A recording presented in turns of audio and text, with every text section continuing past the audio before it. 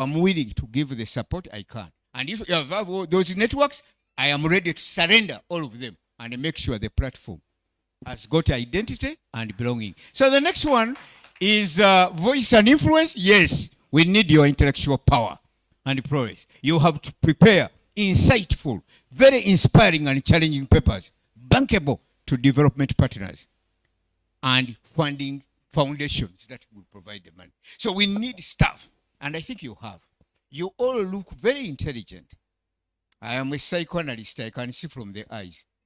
There is almost hardly any eye I've seen here, which is a bit dull. So, you know. And you don't look sharp. So, we'll create something moving. So, the four corners of strong governance, we are going to create an association, 5. And we are going to have shareholders, all of you, all members who register. Then we are going to have a board. So, we're going to draft the positions of board members and their terms of reference and the KPIs. I'm going to share that. And then we need to find out the people. The first board, there's going to be no election selecting what. We just need a coalition of willing partners. That's all. Anybody who is willing to sit on the board, for as long as you have the basic qualifications, you sit on the board. We don't want intellectual modesty on the board. We want intellectual warriors on the board. Guys who are going to break doors. That's another important. They say, come and explain exactly the cause of this association to the board of Stanbic Group. And there are 18 people there, professionals from South Africa, from Europe and so on, waiting for you to sell the mandate, strategic mandate of the association. You'll have to be up to it. You have to be up to it. So I'm going to show the board, the structure, the strategy, and the terms of reference, the KPIs, and sell a powerful value proposition. You said it. When I was dating my wife, she said I'm a bit lousy because I was dark, very dark, blue-black actually. And I used to be short and small. So she said, but you know the way you look and so on. I said, yes, this is the way you look. But my DNA is different. And this is what people are commenting on, the way I'm looking. But they don't know anything inside me. Yeah, so the children can take a bit of your beauty. And they can take also my DNA. Yeah. So, good people, you bring yourself down, everybody's going to treat you like a doormat. So we want a strong board, and we will have to find a way of getting a strong, smaller team at the secretariat, management team, to drive everything that we want this association to achieve. Speed is of essence, but it's also important for us to be very comprehensive and exhaustive in our thinking, especially the model and the framework we are going to use in terms of governance. All these are things you are familiar with. The secretariat is going to generate all kinds of online courses that we need to have. How many of you spend at least 3 hours a week learning something new? At least 3 hours. Yeah, very good, excellent. We need to clap for those. Those are continuous learners. The rest of you, you may be very okay. Now you get a degree in medicine in 2008, and probably you got a PhD in 2012, and that's it. You are totally unacceptable in our kind of environment. You have a PhD of 2015. You are a history teacher. You are keeping archives and so. Because knowledge is new. Knowledge is new. Research is new. Everything is new. So we're not in a museum and so on.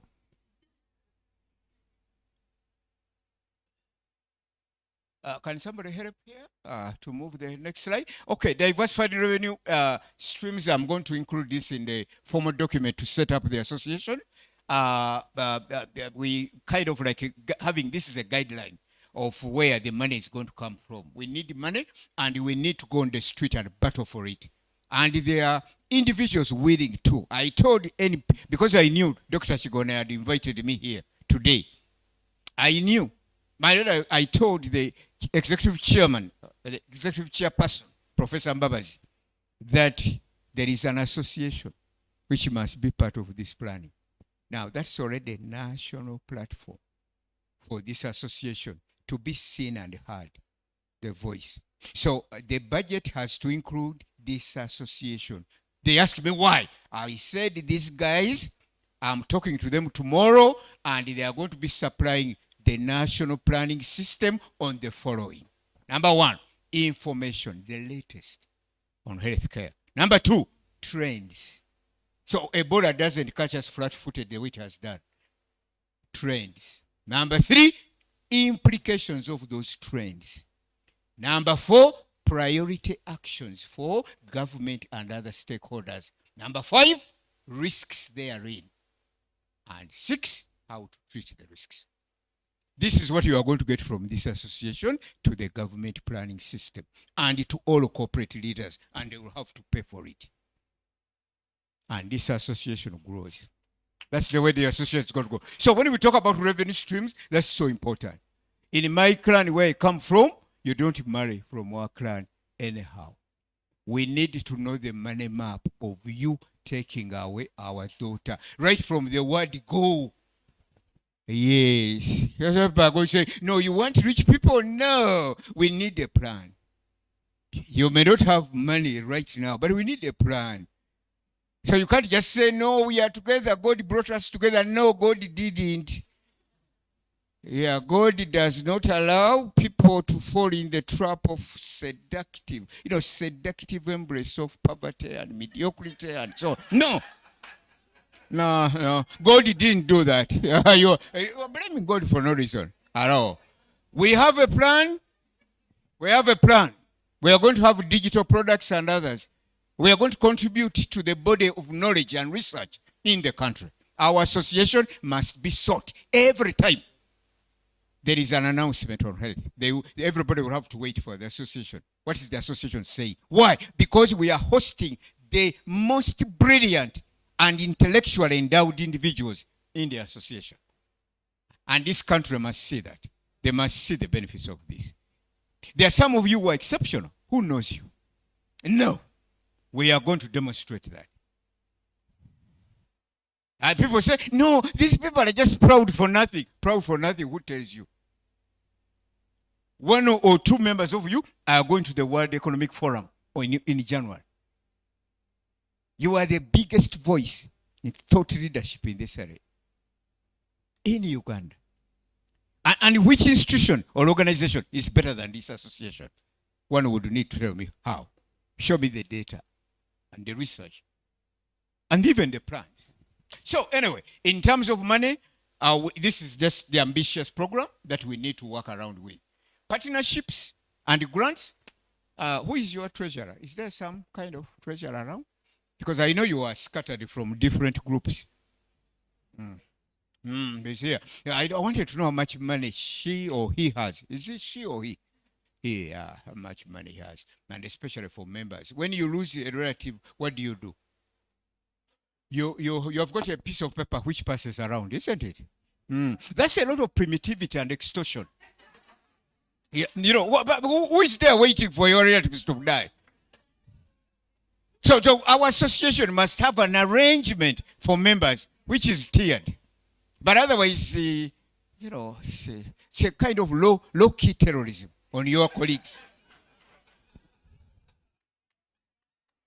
Operational efficiency of the association, a professional secretariat, and like I said, we have moved into the fourth industrial age, which is more around the explosion of digital platforms. There are many. So how do we link with associations like yours in Singapore, in Mauritius? And I think your association in South Africa is very much connected to the university. I think it's the University of Cape Town. And so I'm very powerful. South Africa never talks about anything in your area without the association being represented. Now that there is Ebola, every night we'll have 2-3 professionals on television talking about information, trends, their implications, and so on and so forth. And we'll be studying. People will be holding notebooks to write. But we need that. And you need frontline visibility. If you don't show up, nobody will care. Nobody will care. No one. I remember when we were in school, there's I don't know, do you know SAS in Britain? I think it's the Air Force. They have got a tagline, he who dares wins. If you prefer to sit on yourself, you just remain there. If you stand up and make sure that your profession and everything counts for this country, especially in the transformation agenda we have. And when the government of Uganda talks of the tenfold growth, you are assuming that people will be alive, will be healthy. You are the ones to give credence to that assumption. With the data, with the knowledge, and so. So membership life cycle, attract, on board. Now, people are not going to come in the association unless they see the value proposition. What is there? And we are going to build it together. The documents that I'm sharing with Dr. Chigonya for the association will have a very powerful, inspiring, and challenging value proposition. Very bankable in the boardroom of East African Development Bank, bankable in the boardroom of World Bank, and in major foundations around the world to get the association off the ground. So you need to speak and talk about yourself well and not say, won't that be too much? Go slowly. Let's work under the table. Then you remain under the table. You are not the sum total of what you are now. You are the sum total of what you could be. There is a lot that you could be. Don't underestimate yourself at all. Our association has to be powerful. Really powerful, because it will enable us to keep our members. And remember, you are lifetime members, because there's going to be a fund. Nothing keeps people together like money. So once the association creates a fund, you are going to stay. You are going to stay. And that fund is not looking only after you.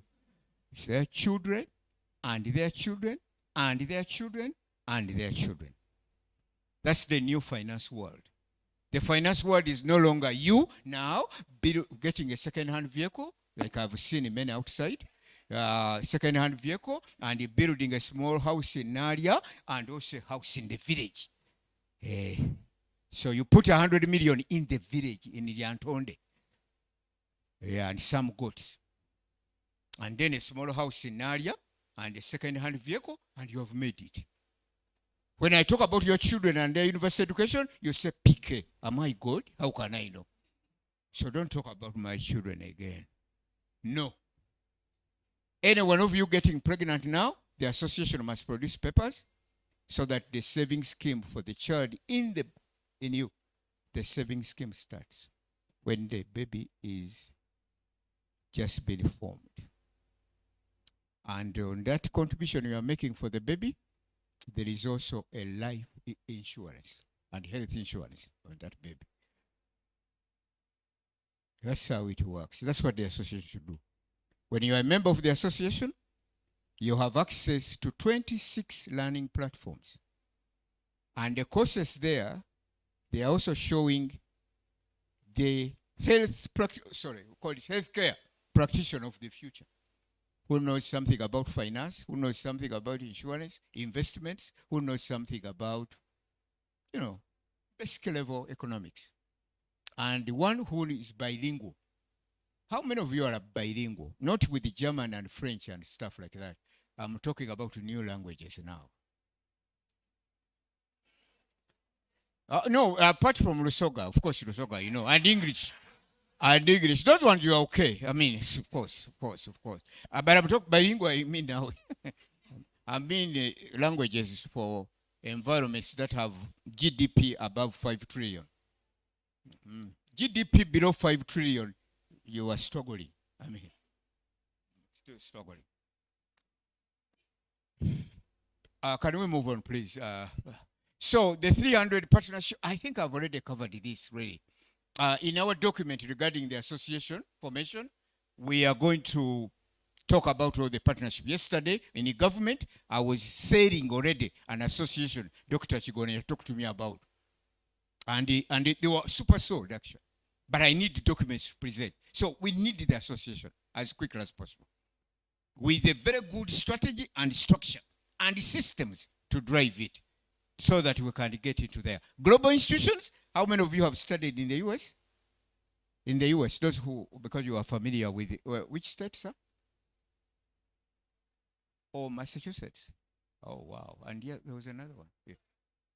Oh, yes, of course. Yeah, yeah, yeah. Yes, yes, yes, yes. So we're going to comb the world. We're going to comb the world as soon as we are an association. And please don't worry about rejection or people not answering this or whatever. It's okay. Rejection is always fine. It's part of the journey to success. When you fail or somebody rejects you, I could ask my brother here, are you married, sir? Yeah, before you got married, how many girls rejected you? Maybe 40 or whatever, So, yeah, but it's okay, you got married, right? And you're happy, right? Yeah, sure. So we want to worry about rejection. Some who may reject us this year, they get back to us. But for as long as we get those who accept, we move with those. Life goes on. We move on. We move on. So ethics, I don't want to get into this because you people, are there some corrupt people here? No. No. No, there is no one. Not here. And tell you the truth, you look it. You don't look corrupt actually. No, I don't think so. But the point here is, all the partners you are going to get, they are going to require very rigorous accountability. The one thing that is going to be part of your value proposition is your major engine for growth. And that's going to be integrity and creating a model and a framework for accountability, being truthful, being timely. So again, that's going to be in your document. So we are creating a constitution for the association. We are going to have the association registered. We are going to have a board. Now with the board, I want you to have some warriors today to select a board. And don't say, no, we must have elections. The question, we are just starting. So this is going to be a transition board. We need people to start. Yeah. Not electing, now we organize a meeting, there has to be lunch and stuff like that. No lunch. We just start with the people we have. The rest will come later. And remember, most Ugandans, they want to wait. Is it working? Hey, check first. How do you check? Where has it been before? That kind of nonsense. It doesn't have been anywhere. Our culture has been that you study through the university, you get out, you get a job in Kaolo Hospital, you stay there until you become old. And then you retire in Buyukwe, near your farm. They say that one is, he was our medical superintendent. So know your numbers and drive your mission. I think this is going to be in your association documents. It's just going to be the association documents. So I'm just mentioning this to prepare you for what is going to be there. Why? Because when you come to Stambik to meet the group and you say, we want Stambik group to get into contract with us for 5 years to support the association. We want 250 million every year from Stambik group. MTN Foundation, we need 500 million. You need to show clearly where is this money going and what is it going to do? And you should be accountable every month. So the people at the secretariat have to be the smartest to present the best identity of your association. Building wealth across, I've talked about wealth, money. There is no way this association is going to be attractive without money. A person without money is an ugly person. Yeah, but let people cheat, tell you what. When a guy is broke, he loses 60% of his attractiveness. Physical attractiveness. Because first of all, when you are broke, you can't even think. You can't think. So the association has to have an engine for money. And I've belabored on this. I'm going to show you how we are going to set up our fund and how we are going to manage it. And also how we will try to grow it and sustain it beyond your lives. Equipping leaders for a new era. Yes, the strategy will be there. So first of all, governance, strategy, structure, and especially the money map for this. So, Again, this is all going to be administered, the association. We are going to go digital. We are going to have hybrid meetings and so. When this association is, Dr. Chigonya, about how many people, how many associations do you want to bring? How many groups do you want to bring in this association? About how many?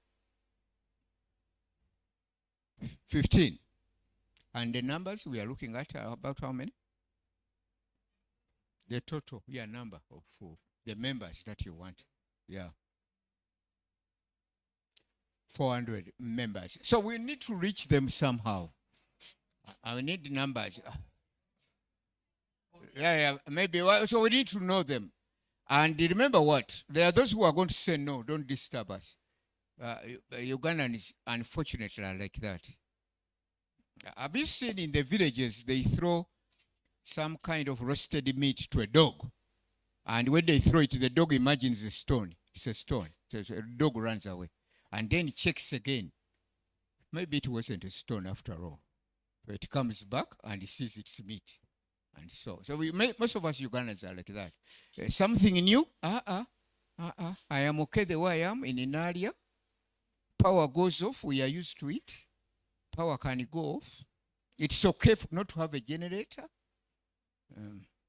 It's okay not to have an emergency fund in the home.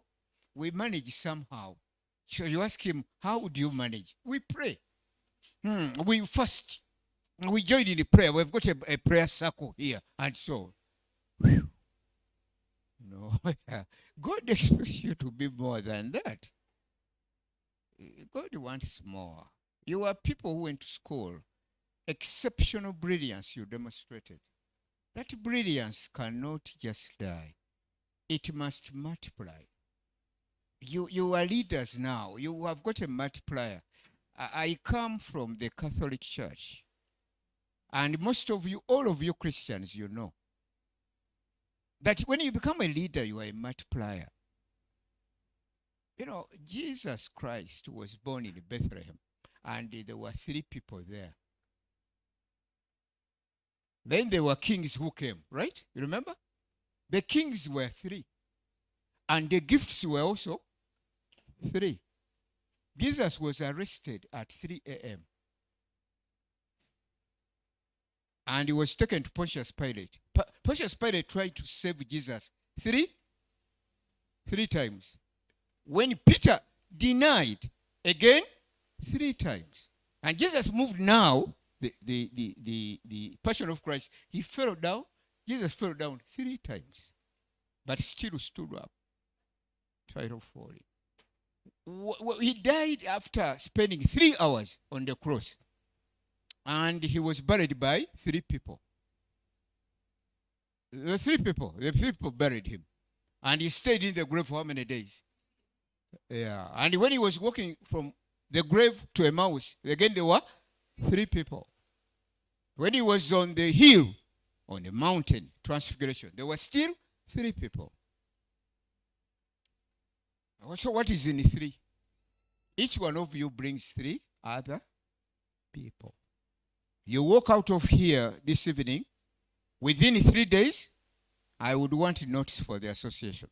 Within 3 days, I would have shared them with Dr. Chigonya. I would have shared with him the strategy because I started on this work before. When he invited me, I started on the work. Association has to be formed. So within 3 months, we have our first meeting to inaugurate our board and so on.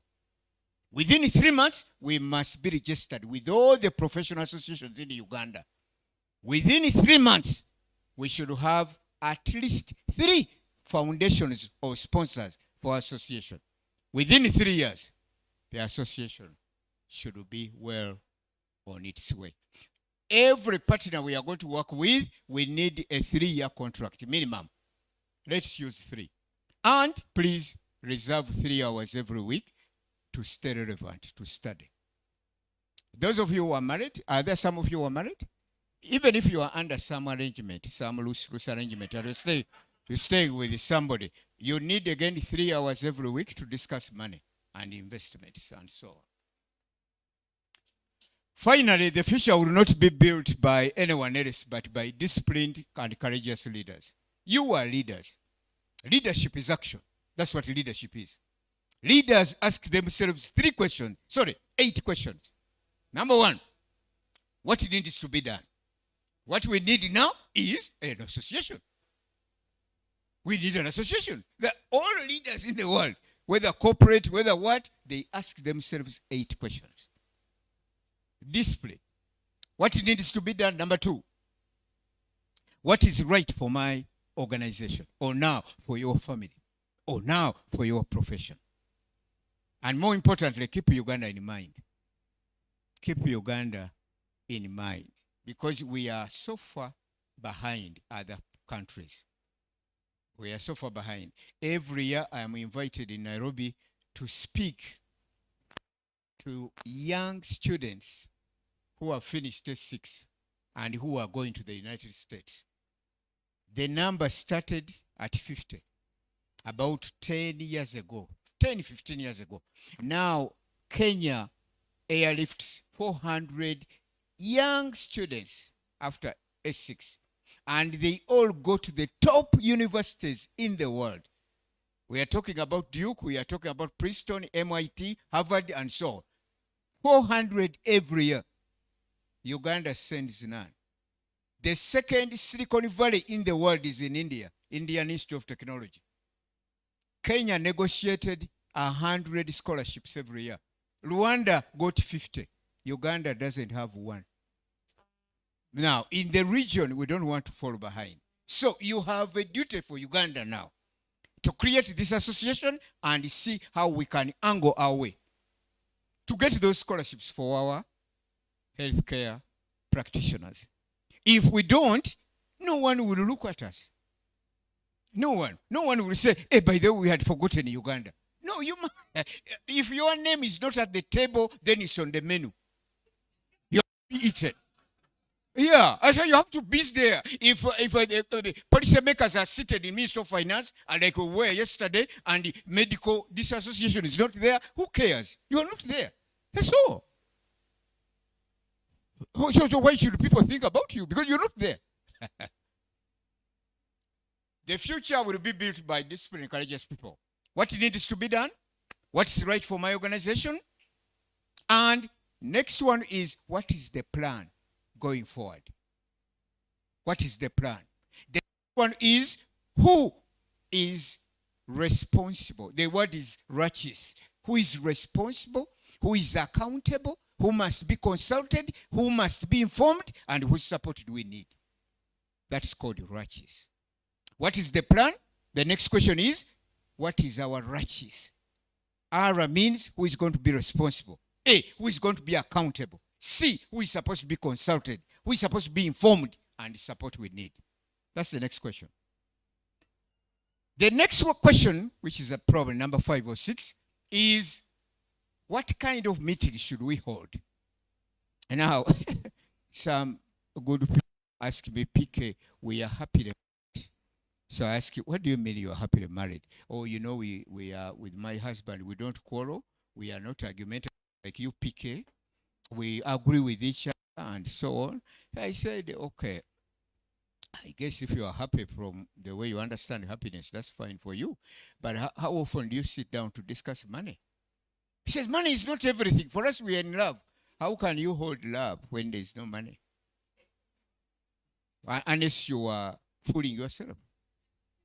So what kind of meetings are we holding to engage? We need 3 hours discussing spending, saving, investment, and debt management in the home. 3 hours every month, every week, 3. And I'm not saying go now and tell your husband or wife, sit here. PK said we have to have a meeting. Now I'm starting. The 3 hours are spread over the week. So don't do that. What kind of meetings are we going to need for the association? That's something else. Now, we have to strive to convert problems into solutions. God created a world of problems, but it's through the problems that we grow. And if you have forgotten everything I've said now, remember one quotation I'm going to make now. Just remember that one. Growth and comfort do not coexist.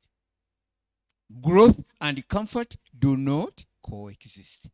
So we need to convert problems into solutions as part of our leadership journey in terms of courage. And every time we need to say we instead of I. So because the association is not about you, the individual, you are going to be there and you will go. We are even talking about your grandchildren now. That's why we are going to have a fund in the association. We are talking about your grandchildren. We are talking about children who 150 years from today are going to talk about that. You were the pioneers of the association.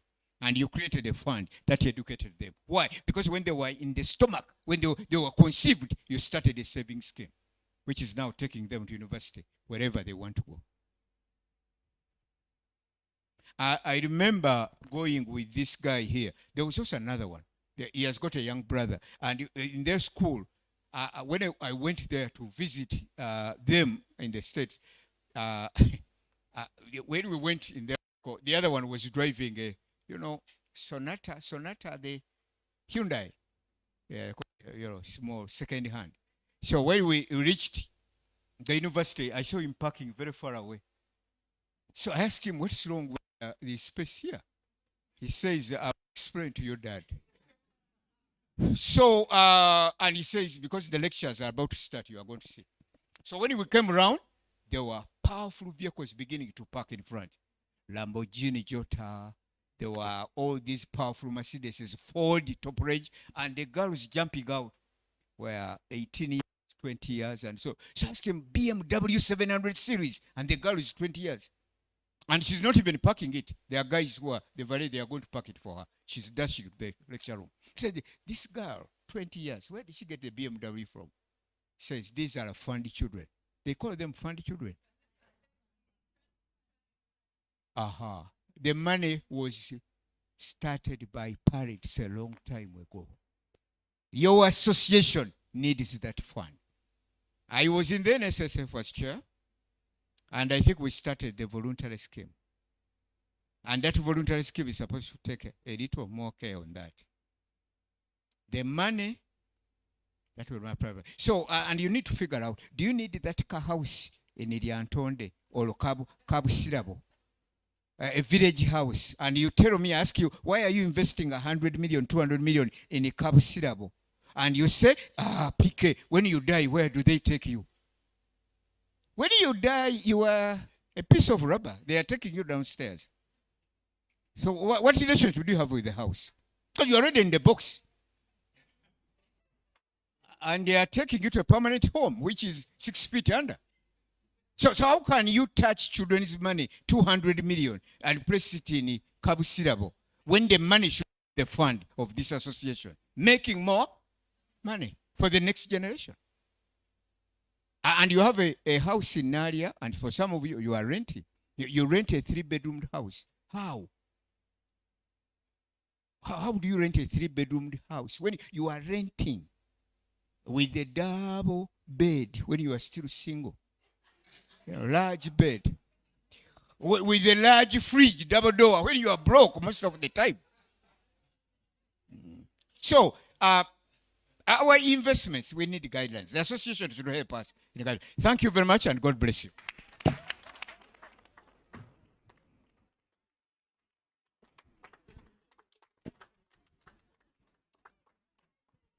I think he deserves a more thunderous clap.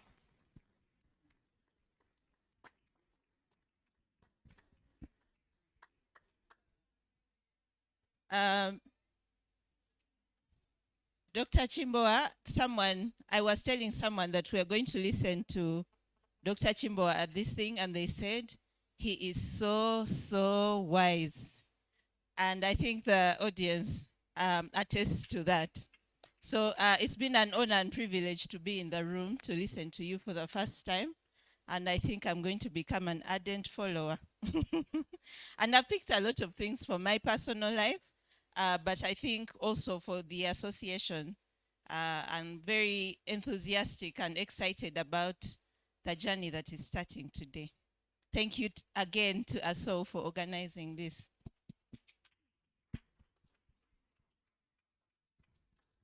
Okay, so now there's been a lot of laughter and taking notes. Does anyone want to make any comments or questions, ask any questions? This is your one and only opportunity. He's in the room. Anyone? Yes, Dr. Bismarck.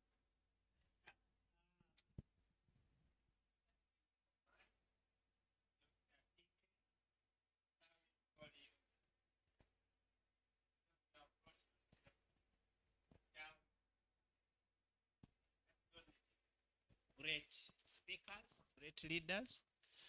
I'm excited because I associate with many of the ideas that you have just shared with us.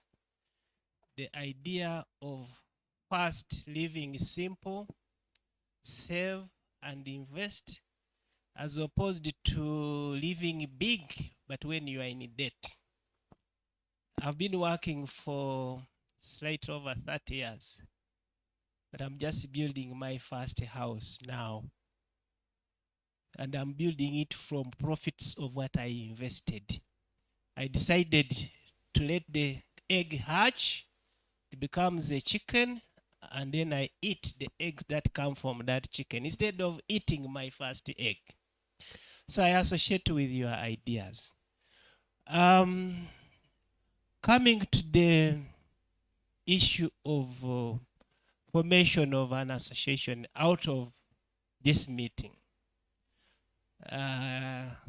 gives me a little bit of challenges. I am a bit conflicted. One, I am a past leader of one of the oldest associations of professionals in this country, which I have done so much, I've sacrificed so much to grow and sustain. That is Uganda Medical Association, and it's supposed to be an apex association for all the leaders in here to draw their followers too.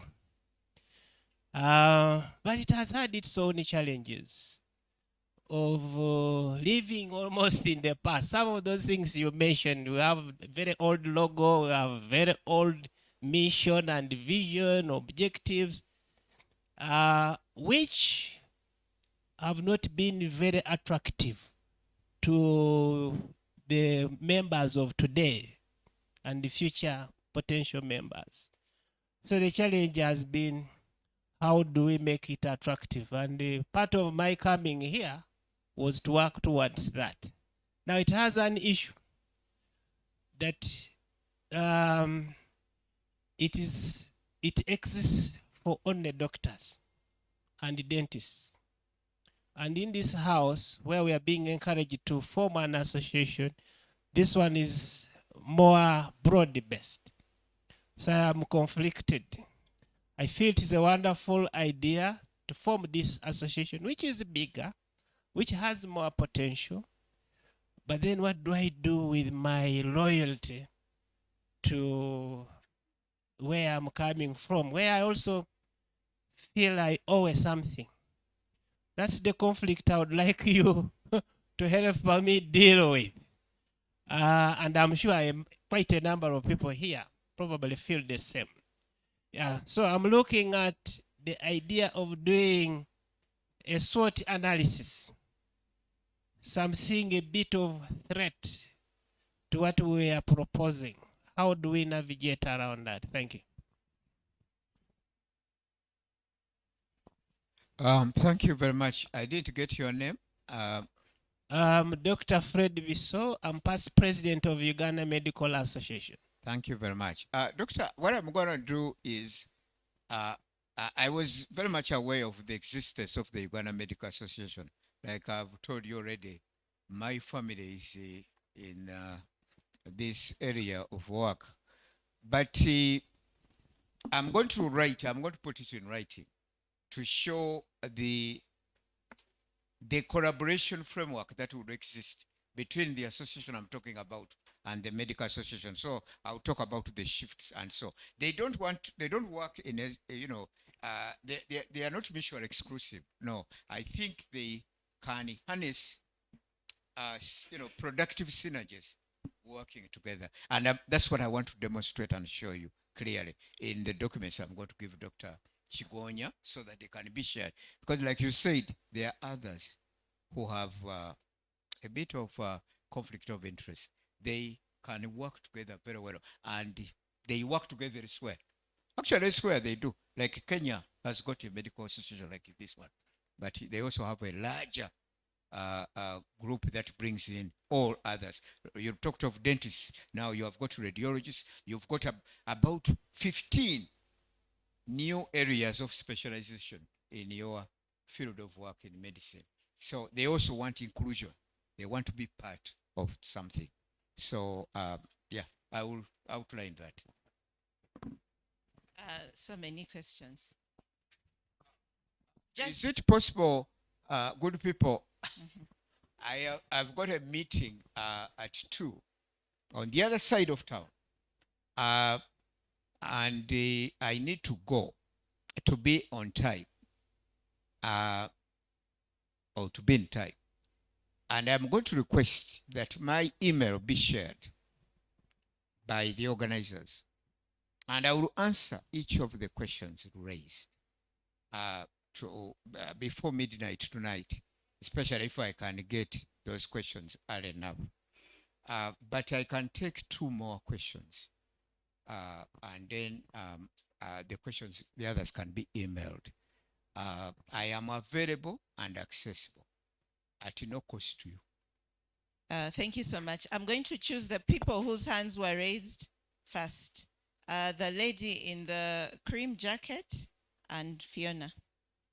She'll go first.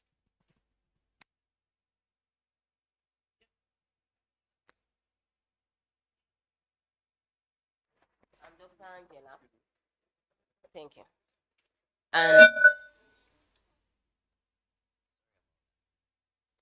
And like Dr. Buiso said about UMA, UMA and the circle, and like this organization we are creating, is it like in its vision, is it really looking more at the economic and financial growth as the new chapter? Because I believe UMA came up with a circle still for financial growth, but we subscribe to so many associations, like just even the annual subscription you spend on associations vis-a-vis the return on investment from the associations, it gets very alarming that paying subscription becomes quite hard.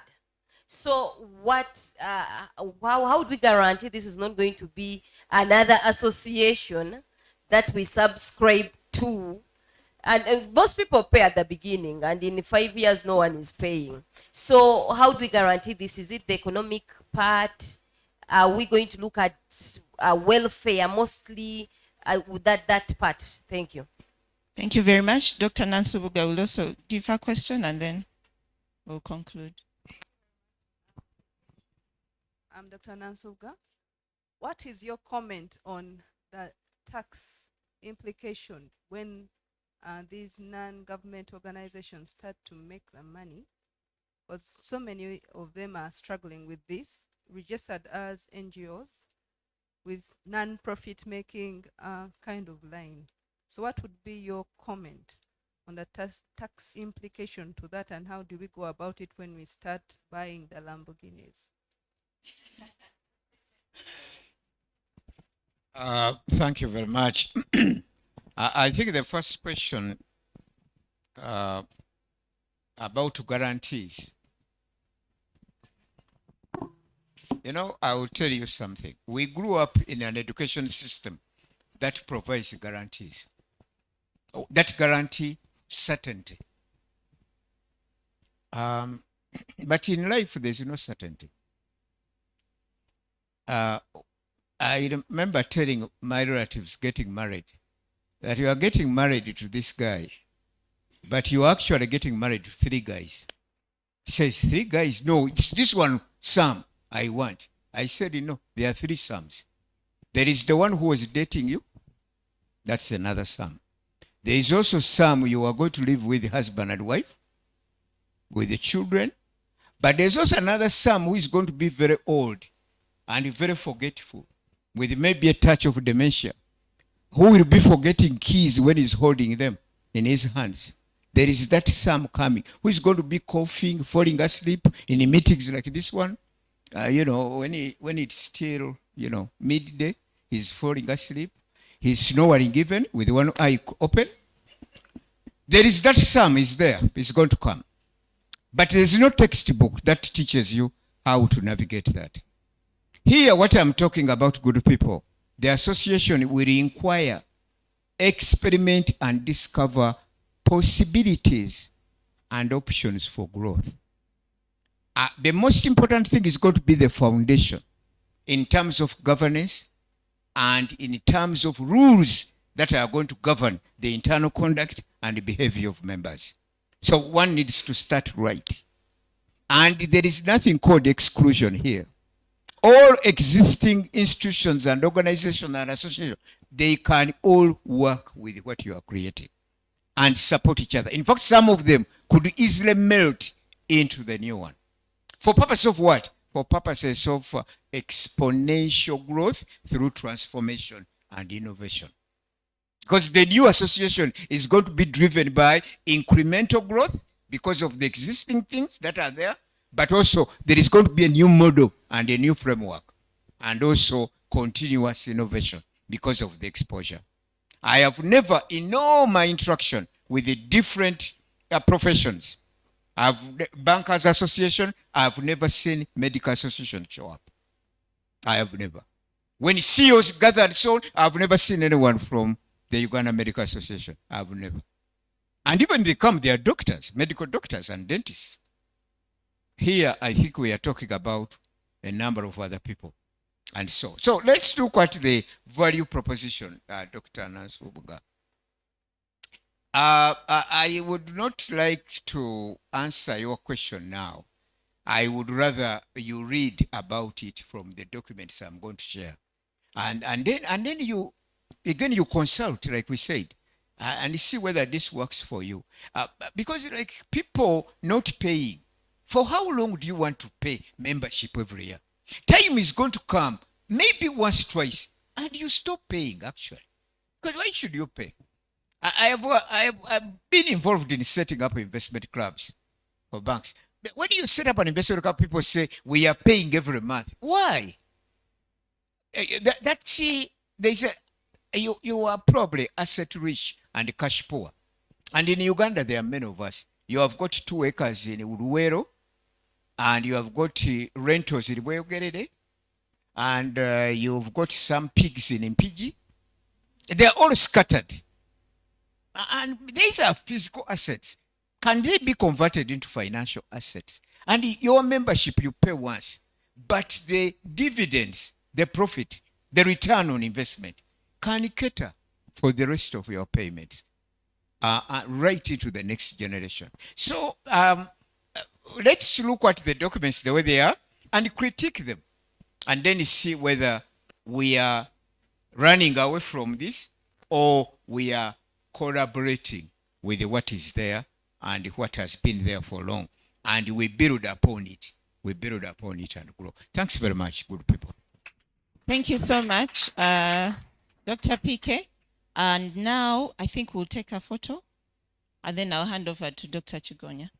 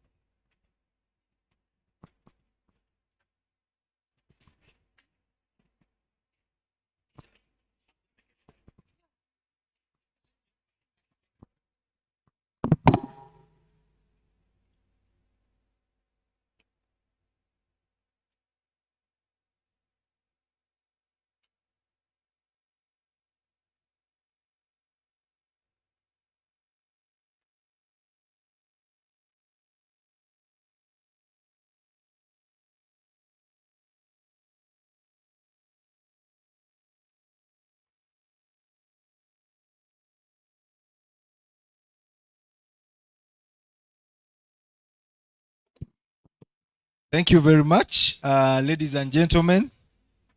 I know that was very intriguing, and it was a good. You end with this. Hey, it was a good starter for lunch.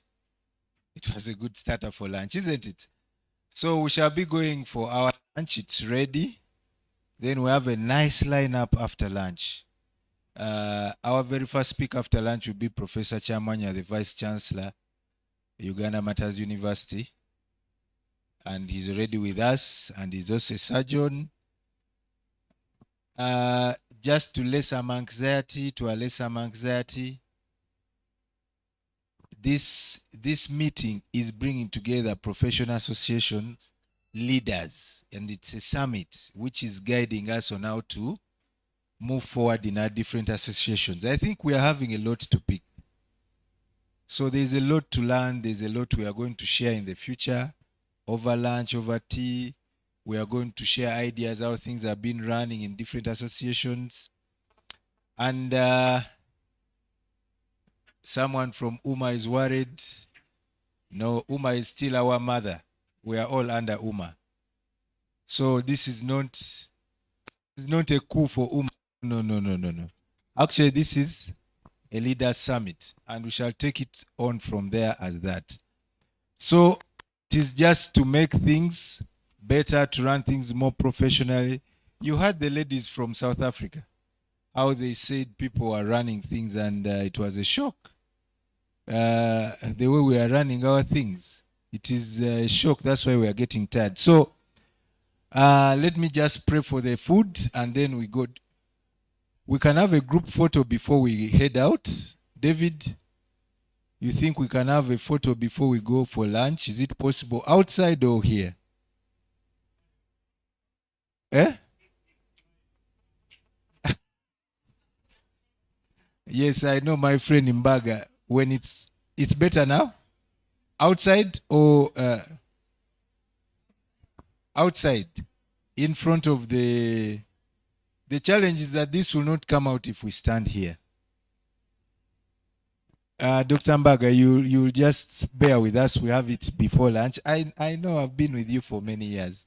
So let's have a group photo outside, then we can go for lunch. Is the same place where we had breakfast. So we can go for the group photo, then we can go for lunch. Then we shall be back after 40 minutes. Don't forget to register. And Miss Alice can just give us the prayer, then some house rules before we go. Right. We'll make it short and sweet because I know people are hypoglycemic. Let's bow our heads and pray. Heavenly Father, we thank you so much for today's excellent presentations. We thank you for the chance to get together as professionals from different associations. Please plant these seeds on fertile ground and let us actually implement what we have learned. We pray all this through Jesus Christ our Lord. Amen. Housekeeping rules. Not rules, just announcements. Ladies is up the stairs and to the right. Gents is up the stairs and to the left. Feel free to use the Google link that was sent to register and update your UMDPC number so that you may earn CPD points. Thank you so much.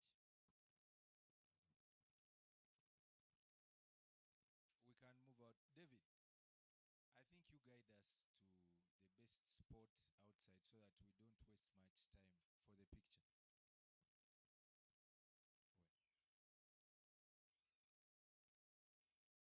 Oh, he says that slope as you go up to the parking is a nice one. I think we have all seen it.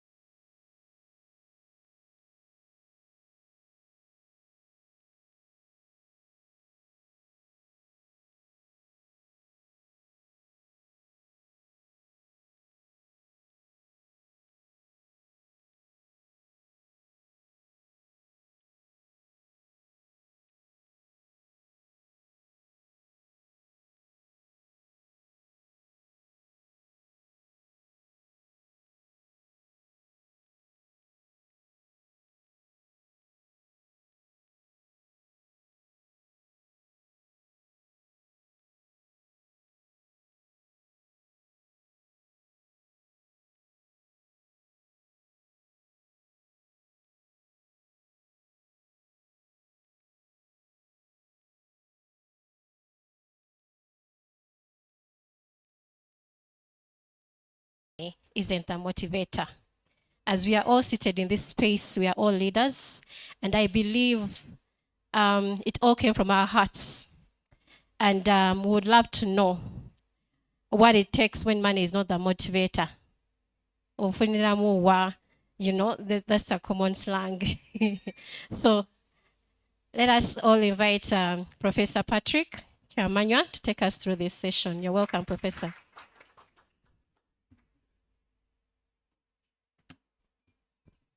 Thank you very much, Flavia. Good afternoon to you all. I mean Tendo, sorry. Tendo, yes. I'm very humbled to have been considered to come and talk about leadership, value-based leadership.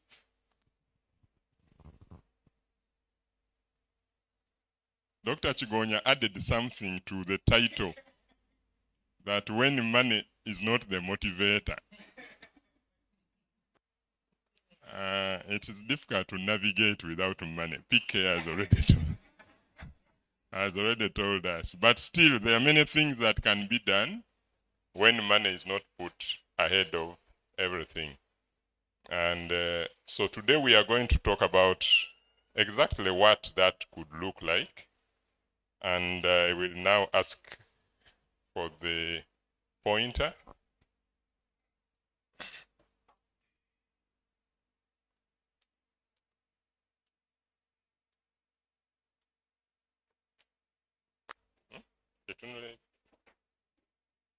I will need your help, David.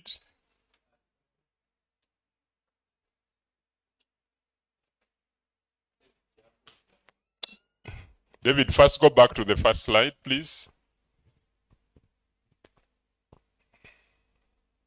Yeah, so as PK was saying,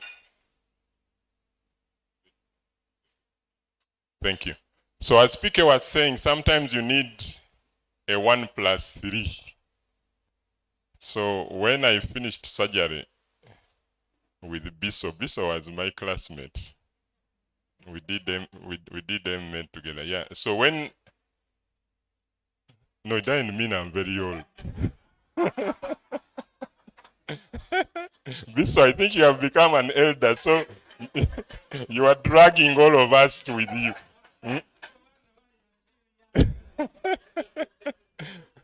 Yeah, so when I finished surgery, I decided to go back and do a few other things, learn a bit of public health politics, and also do an MBA, especially in leadership of change and innovation. So those are the 1+3s that I can present to you. And as introduced, I've been given the responsibility to head the Uganda Matters University for the last 5 years at Sanja Chiweddeko. So the next time I come, I might be something else, all with a new term of office as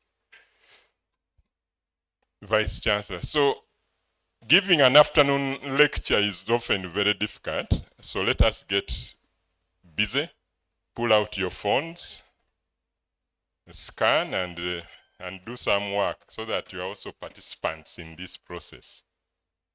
So give an example of an issue that has remained normal for too long in your profession or association. That issue is usually a problem. So what problem has now become normal? It has been around for too long that it appears the normal.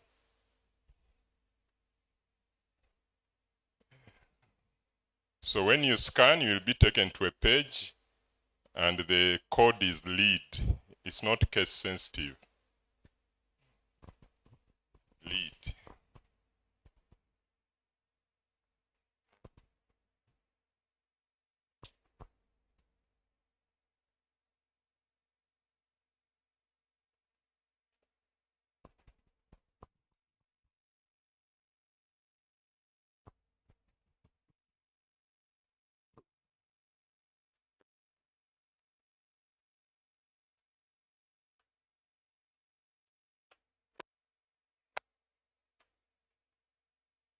I see only 3 people have so far responded. growing very fast to 7, which is very good. I am monitoring participation. Now it is 8.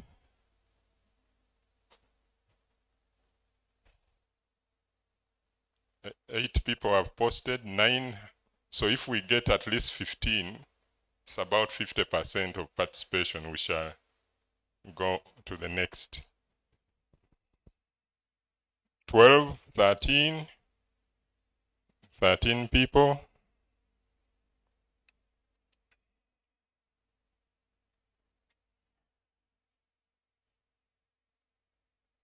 You'll be surprised by what I'm seeing here when I allow you to.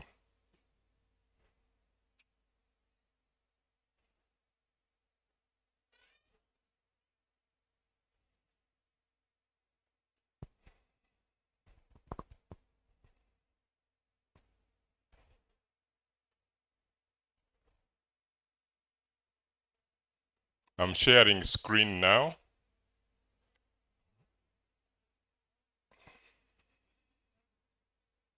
The password is lead, to lead. That's the passcode.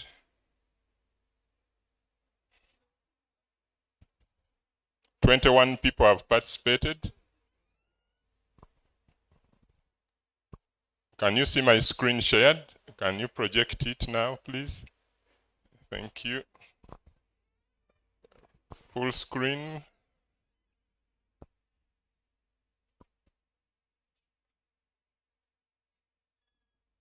Okay, thank you. So we have had many people participating, which is very good. And I tried to use word cloud. Word cloud is a statistical analysis tool that just gives size to what is said depending on the number it is said. So you can see that many, I think because this is a biased sample of leaders, many are saying the thing that is becoming a normal is not paying subscription fees and late coming. It shows that as leaders, you are frustrated by these two things most. But then the others have low subscription, again, ties up with that. Low subscription rate, workload, extortion, no supplies, oppressive leadership and forgetting where we came from, low rate of subscriptions. We've looked at that. Which one? Oppressive leadership is here. Have you seen it? Yes. So, and these are all statistically significant because the sizes are quite big.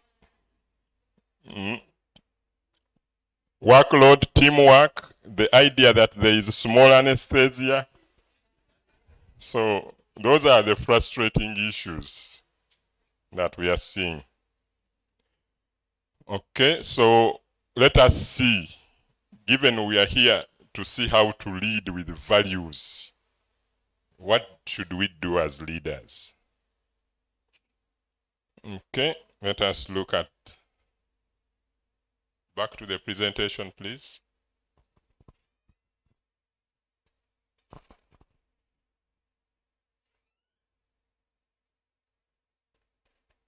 Yeah, in this digital era, you have to use multimedia things, but sometimes the technology can play tricks. But we hope it will be okay.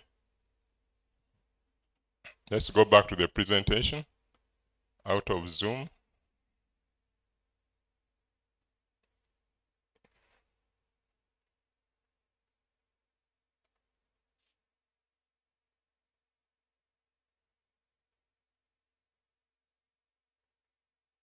You have to exit Zoom. Yes, thank you.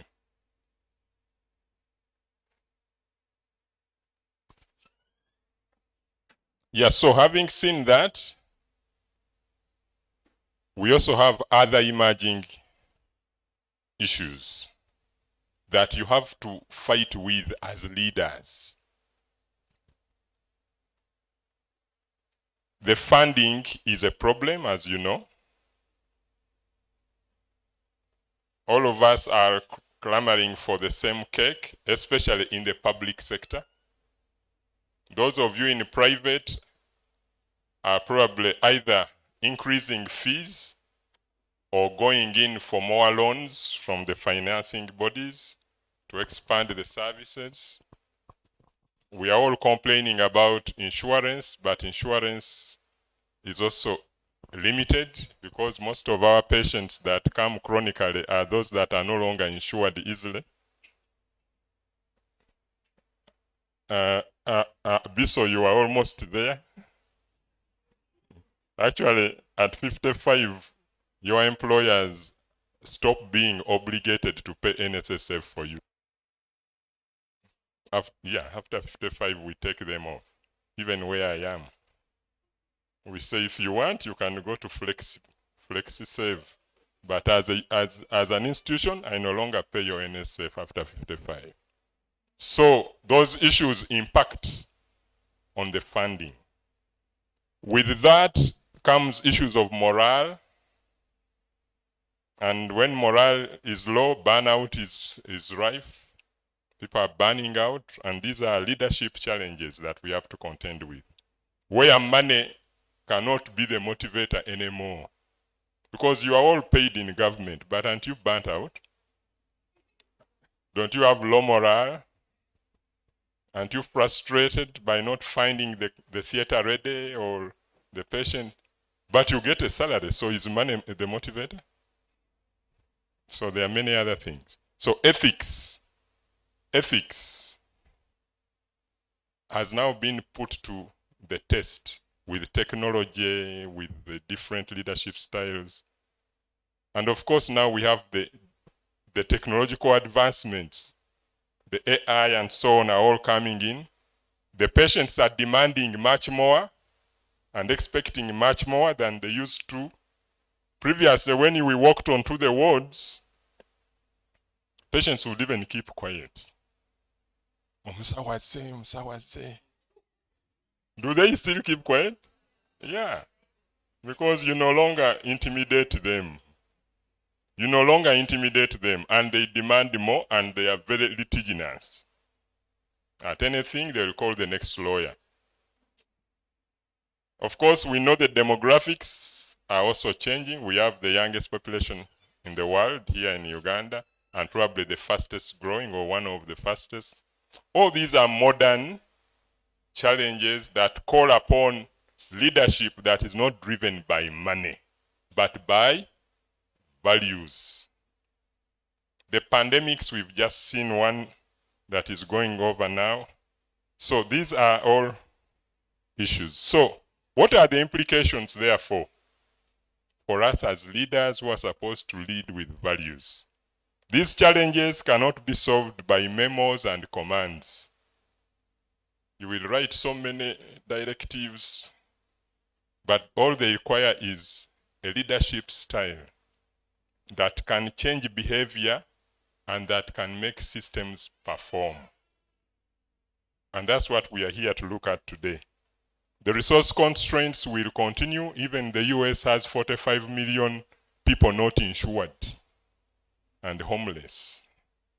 And yet we look at it as the resource-rich country. So the resource constraints are real. But if the resource constraints find a weak leadership, then they are either normalized or we start seeing disasters. So what we need, therefore, is a type of leadership that can make this different. So what is leadership? Leadership is nothing other than achieving change through changing the way people think about what is desirable and possible. Leadership is beyond putting buildings, buying the latest equipment, because now I'm talking to clinicians. I need to use the medical dimension. Leadership is about people, you and me. Not how many words do you have, how many latest machines do you have. All those can be there, and systems still fail to safeguard the patient because the people do not think it's necessary for them to do. One of my most favorite definitions is the one by House and colleagues. There are so many definitions of leadership, but that's what I found best suiting my style of leadership when I did the MBA and up to today. That leadership is the ability of an individual to influence, motivate, and enable others to contribute toward the effectiveness and success of the organization. So you must be able to influence people one at a time and a group and so on to work. That's why sometimes you find people working even where the pay is much less than what you get. But they wake up happy, you find them jolly, they have outings because they are motivated by more than money. And leadership, of course, has been compared with management. We always have that argument. Leadership is change. You must change the situation. You must always better the situation, the performance, the client experience, the system efficiency. That must be. Management it tends to be about maintaining the status quo. No, if you are given a nice room, you make sure there are no cobwebs, and the people come every day and go and don't break the screens. That's leadership. I mean management. But if you want to lead, you will even recruit more people, you will reassign duties, you will increase your ambition to deliver better services. The matrices will have to grow. The objectives will not stay stagnant because you are always pursuing a better position. So who is a leader therefore? Because it all starts, these days in Kampala we say, ekyennyanja kitandikirawo okuvunda ku mutwe. The rotting of a fish starts with the head. So, which means the leader is actually the person. So, who is a leader? John Quincy Adams was the 6th US president back in the 1800s. And at that time, he still said something we refer to today, that if your actions inspire others to dream more, to learn more, to do more, to become more, then you are a leader. Which means as a leader, you are the role model. If you can't model the way you want things to run, they will not run by themselves. If you are talking about subscription, the leader should be the first to subscribe. If you are talking about late coming, the leader should be the first to arrive. If you are talking about teaching, the leader should be the first to report when the students have come. If you are talking about marking, the leader should be the first to submit their marks. And etc. You should influence that by living it. You should challenge others to learn more and to become more. If the leader stays stagnant, others are less likely to feel the urge to grow. So, those are important. And one of the good authors, Jim Collins, in his book, one of the good reference materials in any leadership course is Good to Great. He defines leaders as a paradoxical blend of extreme personal humility and intense professional skill. Underline the words humility and professional will. Humility. Leaders must be humble. Because it's by being humble that you can inspire others. If you are bossy and you will usually touch the negative nerves of the people. They will detest you. So humility is important. But with humility comes professional will. It is painful to be professional all the time. But you must model it. Therefore, leadership is a cross you carry every day. And once you become a leader, you become a public figure. There is no private life in leadership. Unfortunately, once you accept that office, when you accepted that office that you are sitting, that has qualified you for this session, you became a public figure. Because whatever you do impacts others. Whatever you do is modeled by others. Whatever you do does something to the others. So let's move a little faster now through the leadership 101. First is the types of leadership. The first three are the classical ones, autocratic. Everything is about command and control. That's very usual in the army, in emergencies. When things need to move now, sometimes it's necessary to become autocratic. It's not the best leadership style to have all the time, but you should be able to exercise it when need arises. Democratic is what we normally go for, where everyone has a say and everyone's idea is heard and the decision is made, and it's just to be a bit cynical, it is the autocracy of the majority over the minority. So what the majority want is what gets done. Then we have the laissez-faire. Laissez-faire is usually when things go free flow, as long as everyone knows what is supposed to be done. This is normally achieved in highly motivated teams. And in the leadership programs, we only cite Silicon Valley to be the area where laissez-faire works. Everyone comes because they know what they have to achieve. You don't need to drive them, and they will deliver. So that is laissez-faire. But then with that are many other styles. Pace setting, some leaders pace set, coaching. When you have charisma, transactional leadership is you perform, I pay you. You perform, I promote you. You perform, I take you out. It's about reward and action and reward. So you are transacting. Servant leadership, you offer yourselves like Jesus told us. He who wants to lead you should first be your servant. So that is the servant leadership. So you are there for the welfare first of your team before you.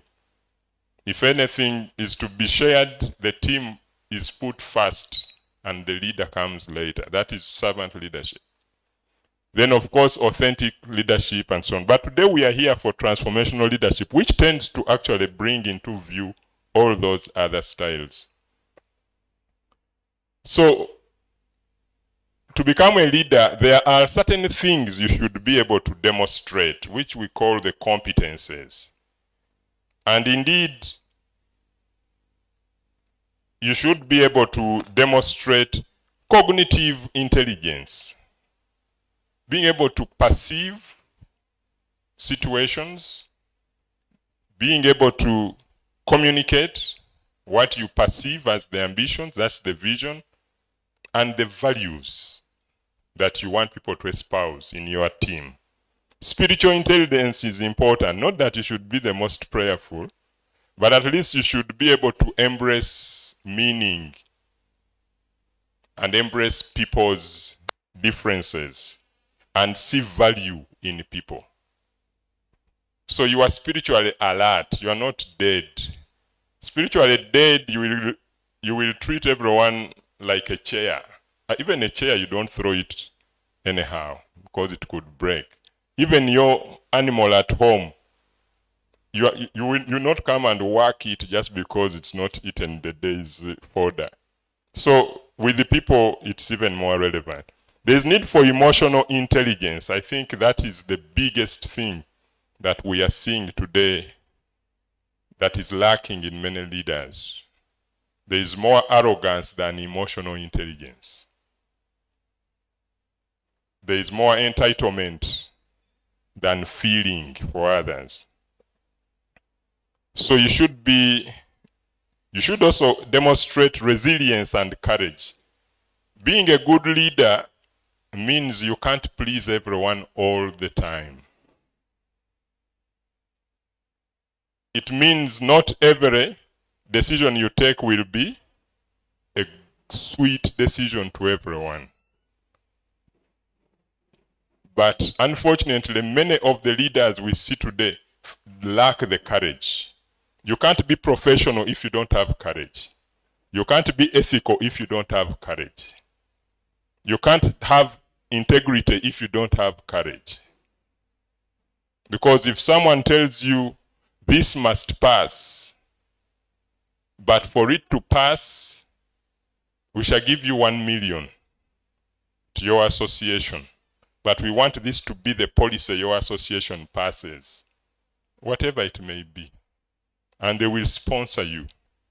That's why normally in research and so on, we are very strict when pharmaceutical companies are sponsoring a research.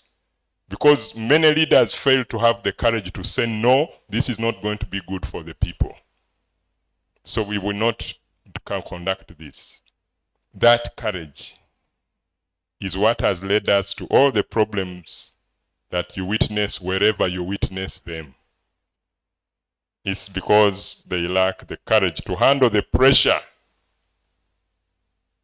And then, of course, in this modern day, as a leader, if you are not a digital competent leader, you belong to the archives. I hope all of us here are taking class in AI these days, because it is becoming a very useful leadership tool for efficiency. So those are the key competences: cognitive intelligence, spiritual intelligence, emotional intelligence, resilience and courage, and the the digital intelligence. So as we said in the beginning, the leader must model the way. If you want it, show it. You must be inspirational and visionary. People must see a brighter future with you. If you are coming to maintain the status quo, people will soon go away. So show them that there are some aspirations you are bringing, and they will follow you. You don't have to pay them to follow you if you show that what you are in for is for the better. And therefore, you must challenge the processes. Always challenge the status quo, so that those things that you wrote at first that are normal in inverted commas, cease to be, because you are challenging that. And of course, leadership is team. A leader, you can't lead without followers, isn't it? So you must have a team, and therefore you must enable others to act.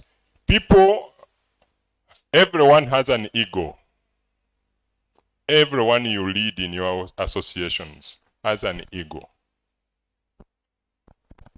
And you must make them feel valuable. If they don't feel valuable, if they don't feel they can make a contribution, then you will have to buy them to make the contribution. And that's when money will now motivate. But money motivates only for a short while. The rest is about our feelings. The rest is about our feelings. And that is, of course, the Maya Angelou famous quote, that people will forget what you did for them. People will forget what you told them. but they will never forget how you made them feel. People want to be valued. That's why people stay with organizations for years with a pay much less than what you get, and you ask, but it's because they feel they have a value where they are. They feel their presence is felt. So as leaders, we need to make people feel that we value them, and therefore encourage the heart, make them feel good. So now that has been introductory, let us dive into what we are here for. Value-based leadership is nothing other than transformational leadership. That's what value-based leadership is. If you are to lead with values, without money being the motivator, you must be a transformational leader. So who is a transformational leader and what's transformational leadership? It's an approach that causes change in individuals and social systems. So the individual must change the way they look at things for you to get the best out of them without having to buy them. So you must therefore create direction, you must build trust, and enable people to deliver beyond the current constraints. You can be charismatic, you can be the most senior, but people might not follow you. But if you can shift their mindset and behavior, if you can show that systems can change and deliver, and this can do so predictably, people will follow. Because you will have changed them. So we've already talked about that. So what this means is that there are certain things we can't count like money that are actually more important for leaders to demonstrate. And that's what Albert Einstein said, that not everything that counts can be, and not everything that can be counted counts. There comes a time when money does not do it all. How much money do the MPs get? How much money do the state council executives get? Are your roads proper where you come from? Do you have an efficient garbage collection system? What about street lighting? Then what has happened? Because money is not it all. Money is not it all. We need values. We need those things that can't be counted but add a lot of value. So to be a transformational leader, Bass is one of the most common authors in that. There are 4 competences or characteristics that we need to develop for us to transform into transformational leaders. Sorry, I had put a timer, but I see we started a little late. So one is idealized influence. Idealized influence is what we've talked about. That is being a role model, trying to act the ideal. And that's why it becomes a cross. When you become a leader, you carry a cross because you always have to model the ideal, try to model the ideal situation for your team. So people wonder why there are term limits in leadership positions. It's because the cross is heavy. You can't carry it forever. You can't be the one who plays everything according to the book all the time, nearly infallible.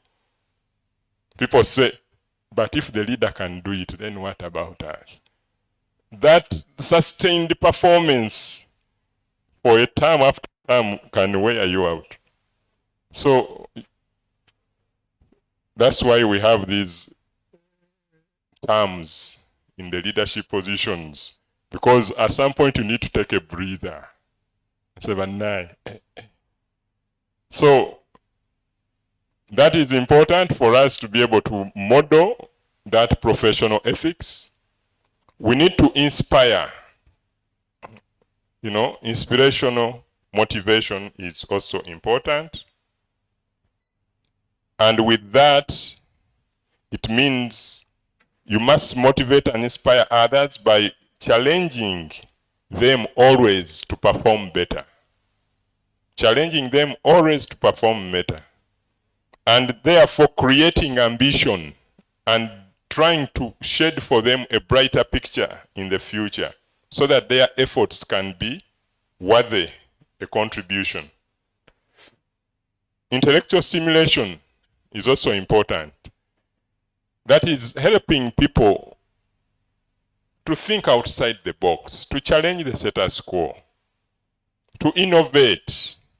When they bring an idea, don't smash it. Accept it. Good ideas normally come from people who actually interact with the clients. For you as a leader, you are normally a little higher, levels higher. But you have your secretary, you have your publicity person, you have your committee leaders. These are the people that actually get direct contact with the societies you are serving. Listen to them. Listen to the clients also that you serve, so that when people bring in innovative ideas, it is important. And that is intellectual stimulation. So always encouraging doing things in different ways will push people to try and outdo themselves. Then, of course, individualized consideration, like we said, people want to be valued. Have a moment with your team, a one-on-one.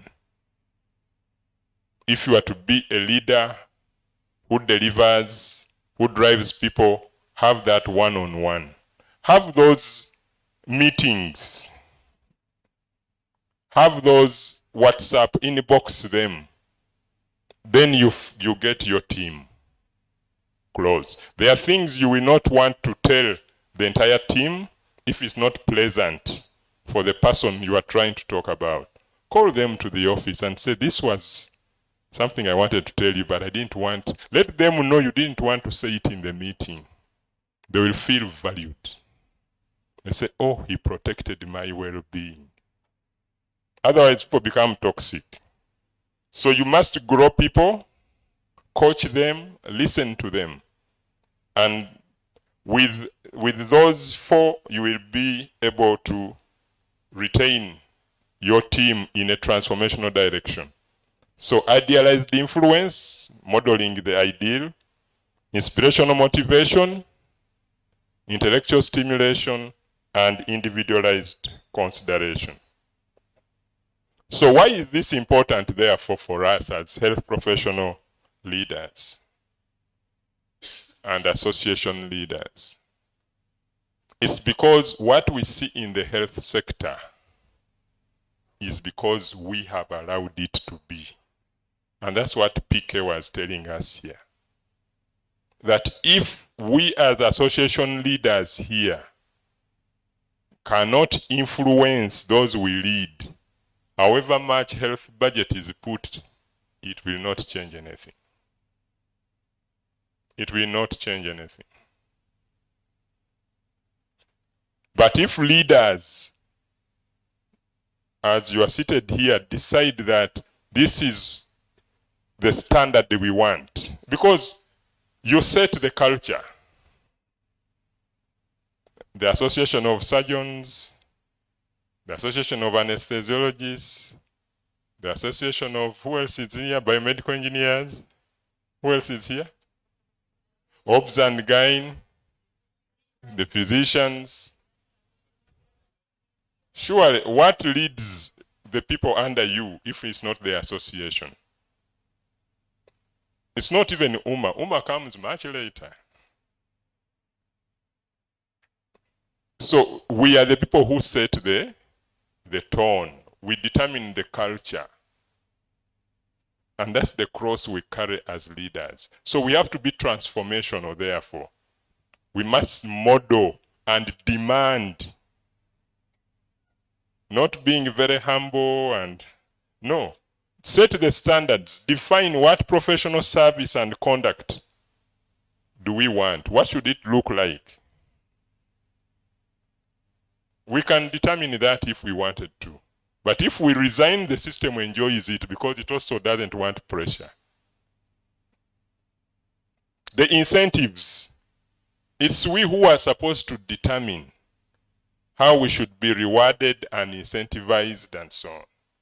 And as leaders, this is what we must do. But we must be good leaders so that the people you lead can rally behind you. I remember, I think 3 or 5 years ago, when the UMA president Obuku had to walk alone at some point. And then at some point again, my brother Biso was almost a lone voice. Why? Because people didn't feel they belonged. And so the leader was left alone. But if people want to do, they will be there. Then, of course, the identity. We need to protect our value proposition to the public. We need to hold ourselves and others accountable, including the system. So if associations only defend its members, we may win the arguments, we may have the most successful strikes, but we shall be losing our patients and the public trust. Therefore, we should be system-oriented. And therefore, as leaders, we are here. If you are to be transformational leaders, your first deliverable is access and patient safety. Access to the services and patient safety. That is your test because it's the ultimate outcome and impact of your association's members. Will they treat tables? Must they get high mortality? So make it safe for everyone to.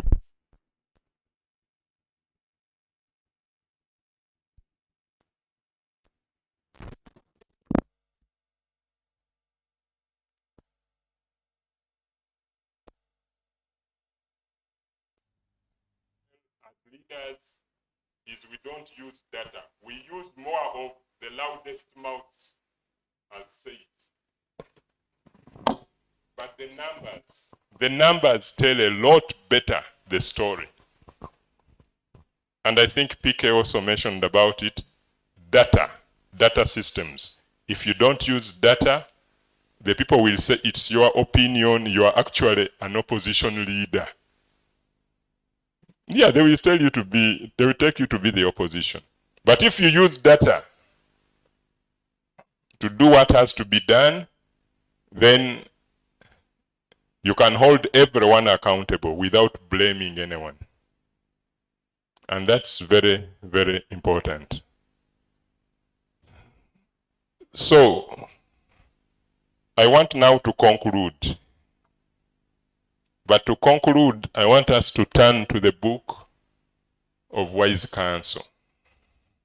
Who wants to read for us?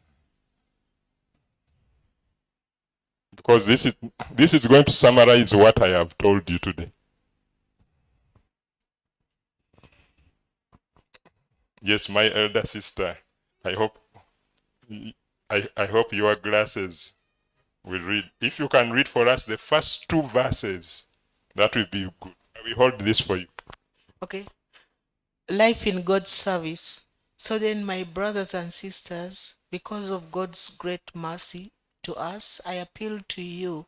Offer yourselves as a living sacrifice to God, dedicated to His service and pleasing to Him.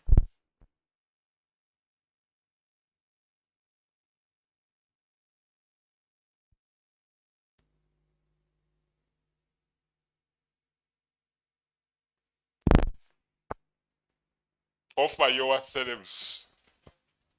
So it's a sacrifice, isn't it? To be a what? A leader.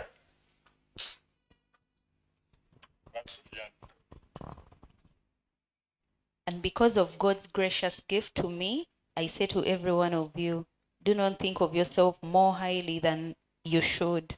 Instead, be modest in your thinking and judge yourself accordingly to the amount of faith that God has given you. We have many parts in one body, and all these parts have different functions. And what does that tell us about being what? Humility. And teamwork. Can you read for us 5 and 6?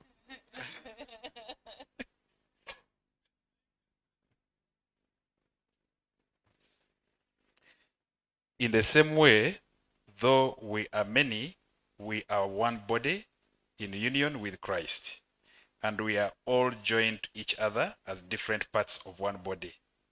So, we are to use our different gifts in accordance with the grace of God, in accordance with the grace that God has given us. If our gift is to speak God's message, we should do it according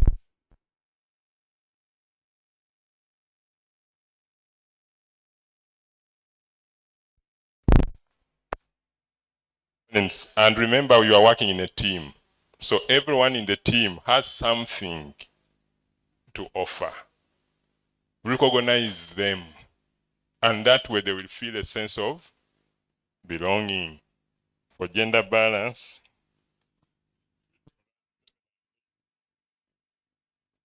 verse 7 and 8. If it is to serve, we should serve. If it is to teach, we should teach. If it is to encourage others, we should do so. Whoever shares with others should do it generously. Whoever has authority should work hard. And whoever shows kindness to others should do it cheerfully. And that is idealized leadership, transformational leadership. That is intellectual stimulation. It is spiritual intelligence. Read for us 9 and 10. Love must be completely sincere. Hate what is evil. Hold on to what is good. Love one another warmly as Christian brothers and sisters, and be eager to show respect for one another. Okay, and what do we get in there? Pardon? Be respectful and ethics also. Haven't you heard that? And emotional intelligence. That was 9 and 10, right? Yeah, can you read for us 10 and 11?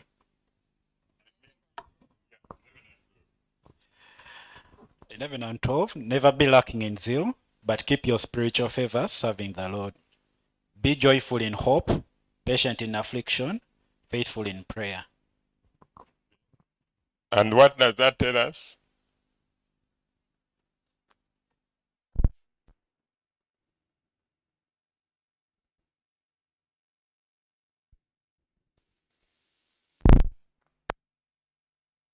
This power is working against the Lord, but it will not win.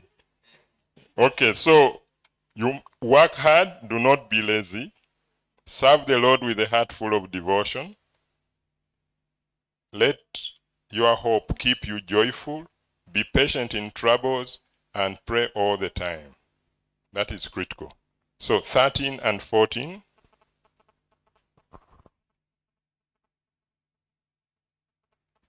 Share your belongings with your needy fellow Christians and open your homes to strangers. Ask God to bless those who persecute you. Yes, ask Him to bless, not to curse. So what do we have there? Everyone can make a mistake, but use the mistake as a learning, not as a blaming. And that is where data, morbidity, mortality rounds. Are you going to be blaming, or are you going to identify the gap in service and rectify it? Because the next morbidity and mortality round might be because it was you So will you now be the one to be sacked? So you need to use data to learn, not to blame. We are almost done. Where are we? 15 and 16. Rejoice with those who rejoice, and weep with those who weep. Be of the same mind toward one another. Do not set your mind on high things, but associate with the humble. Do not be wise in your own opinion. Okay. That's emotional, empathy, and humility. Humility. 17. I'm starting on 17. If someone has done, Yeah, 17, yes. if someone has done you wrong, do not repay him with wrong. Try to do what everyone considers to be good. Do everything possible on your part to live in peace with everybody.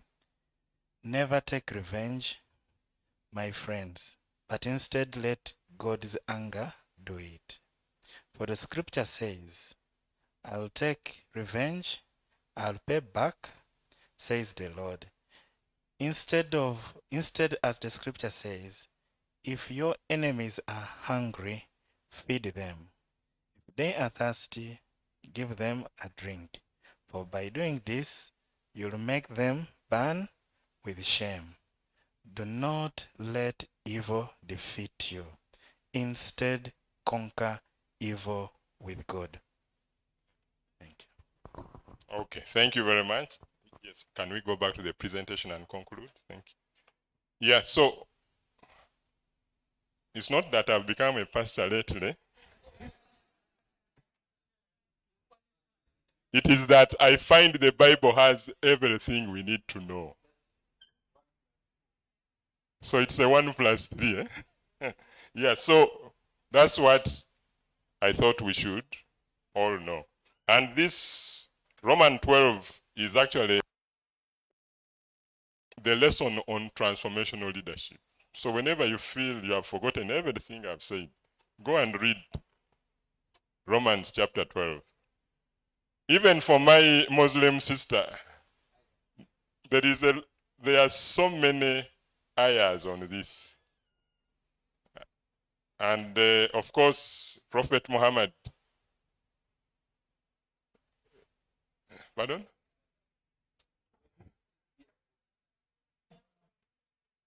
Prophet Muhammad, Sultan Wataramwa. Okay. Is one of those very good transformational leader examples in the Quran.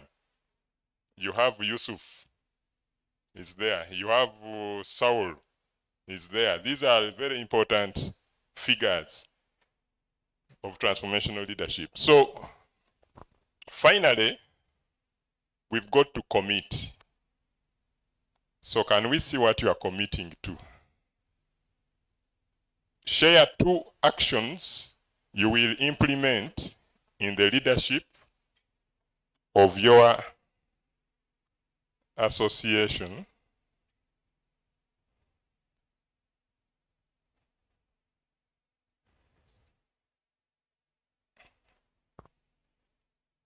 Share 2 actions you intend to implement in the leadership of your association as a result of this session. That will be your commitment.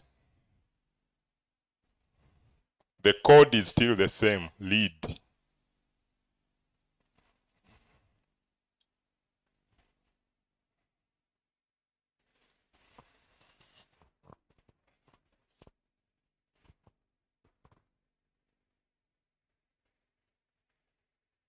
Just 2 per person should be almost 40. Some will be repeated, of course. And that will be the end of our session. Okay, 3 people have submitted.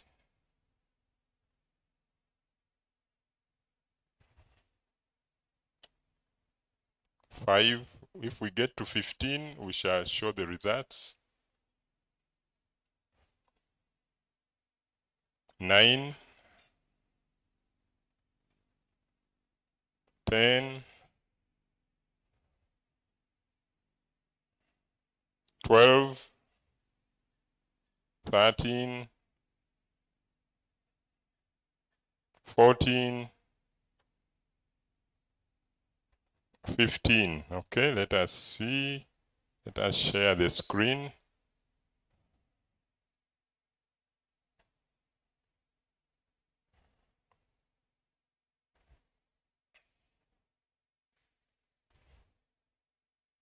David, are you still on Zoom? You are, yeah? Okay. Thank you. So let me share the screen so we see what people are committing to.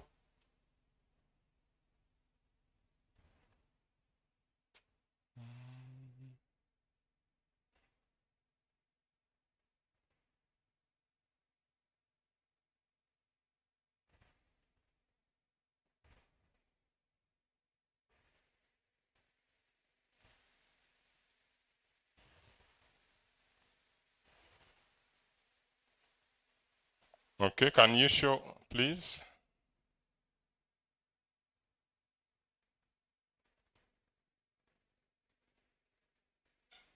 So 19 people have responded. I will ask my elder brother Biso to come and read for us.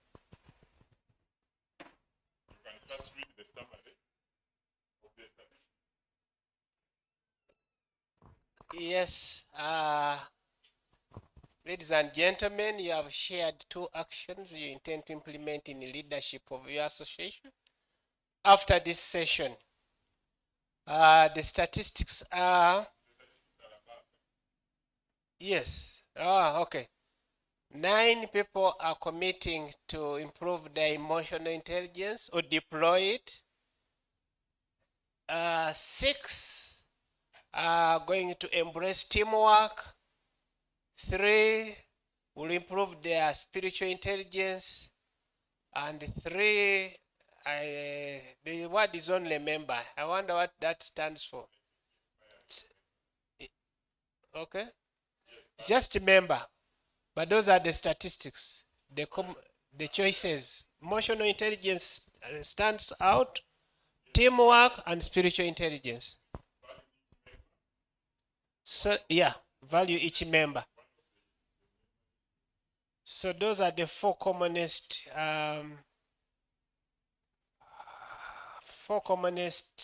leadership styles or approaches to leadership.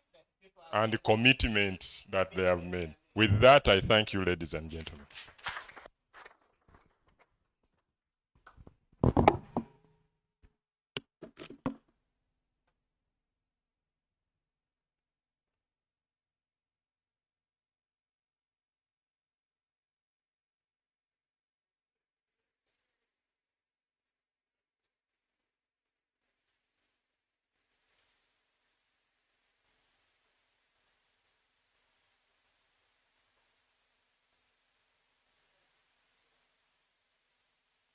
Another round of applause.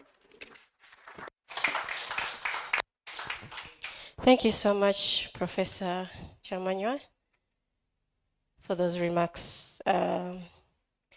Romans chapter 12 summarized everything that you really shared. And I implore us to go and have a deep reflection on that. Much as you're not a pastor, there is a spiritual leader in you, and we really appreciate that. And one of the key things is that we should be role models as transformational leaders and take on the 4 pillars that he shared. So I'd like to, without wasting time, invite our next speaker. I believe if you don't know her and you're in this room, you're a leader, you should check yourself. Miss Falal Jane Odubo, she's a highly distinguished senior consultant, general breast endocrine surgeon, and she's been in the circles of leadership, the ecosystem of leadership for over 3 decades. She's also the past president of COSEXA. And I won't say so much about her because the sun can set when I'm really mentioning all her profile. Ms. Falal is going to take us through the association and collaborations, lessons from the trenches of COSEXA. And so I'd like us to invite Ms. Falal for this inspiring presentation. As also the patron of WISA, we are so humbled to have her on board. Ms. Falal, you're welcome. Welcome. Just a quick communication. If you came with UA 346CB, you are needed to help outside to unblock. It's yes, it's a Rolls Royce.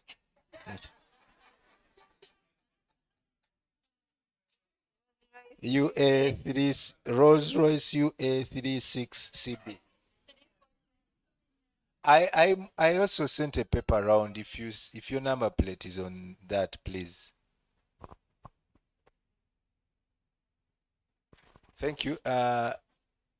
Mr. Miro, you'll be taking over. So, but Miss Jane is already here, but you'll be taking over after. Thank you. Miss Jane, you're welcome. I hope I can.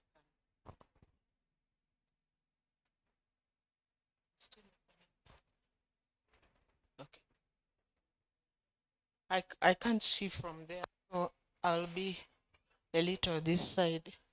Good afternoon, everyone. Dr. Falal, as they have said, I'm happy to be with you. These people have kept me on my feet, even if I am in the reserve force. How are you? Have I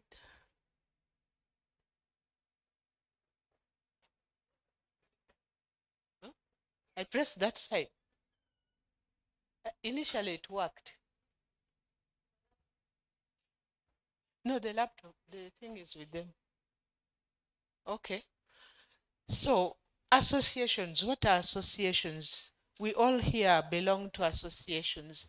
This is a formal group of people voluntarily coming together to pursue a shared purpose.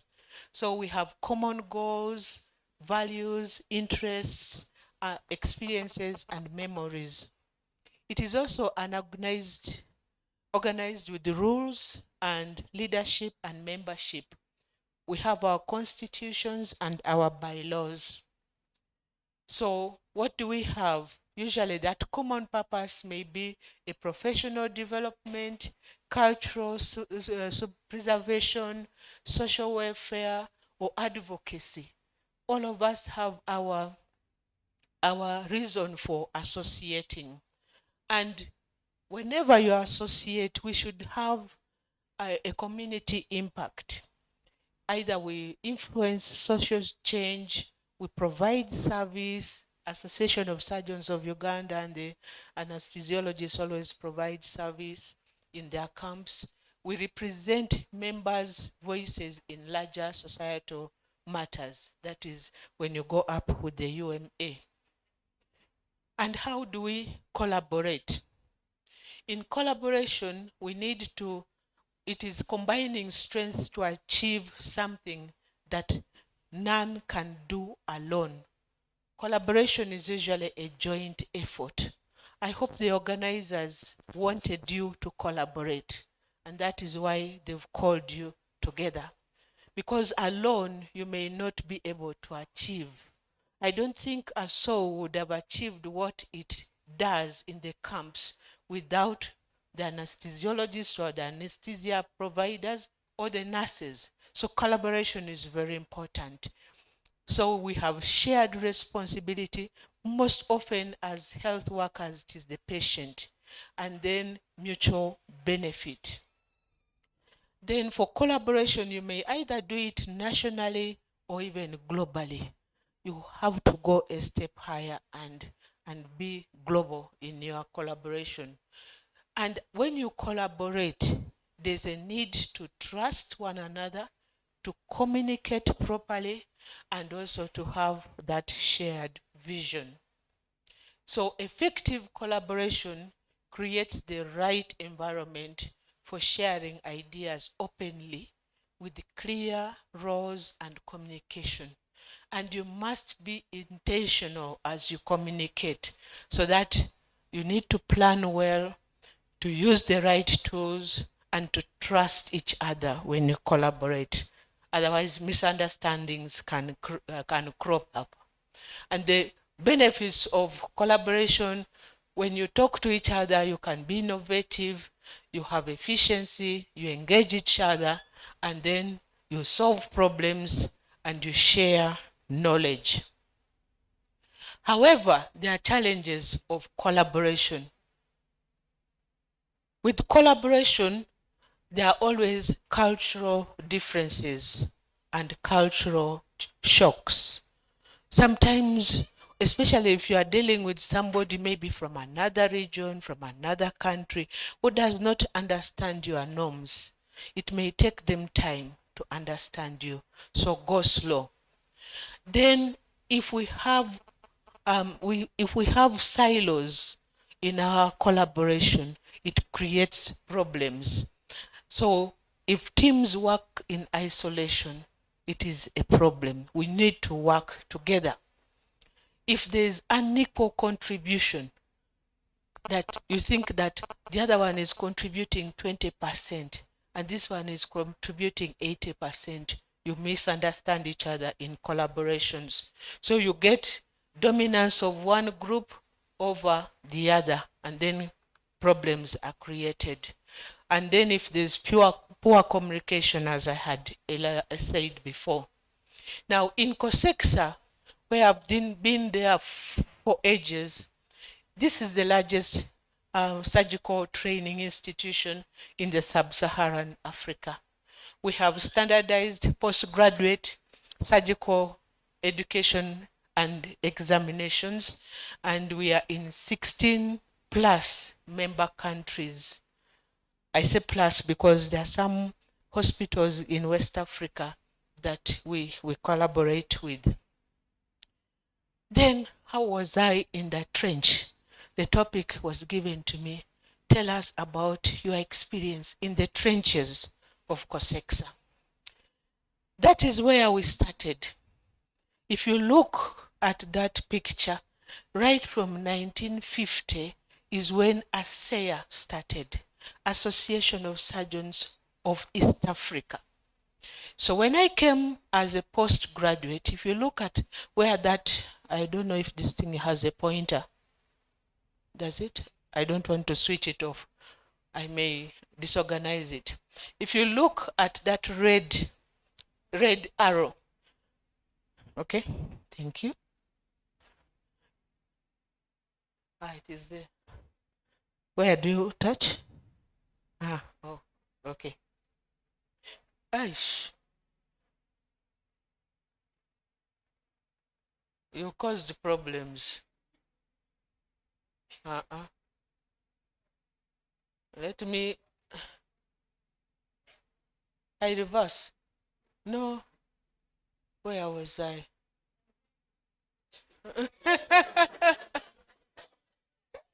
This man has disorganized me. I'm going ahead. Yes, here.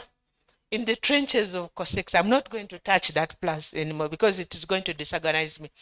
So if you look at that red arrow, which I created myself in this organogram, that is where I joined when I was a postgraduate student around 1993, when I came for postgraduate in Makerere.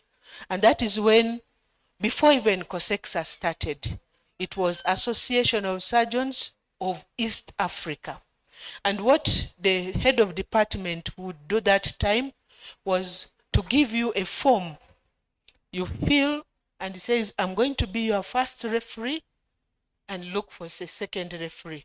So you are supposed to be a member, an associate member of a soul, and an associate member of a sayer. And then he signs as your first referee, then you have to look for a second referee. And that is where I started, from the trenches. So when COSEXA was formed, amalgamated in 1999, I was already a surgeon for 3 years.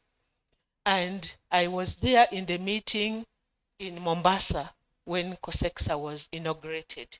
It was a very tough meeting because we had people who were diehards. They loved the way the fellowshipping in ASEA was always conducted, and they didn't want again to go and start again a college of surgeons of East Central and South Africa.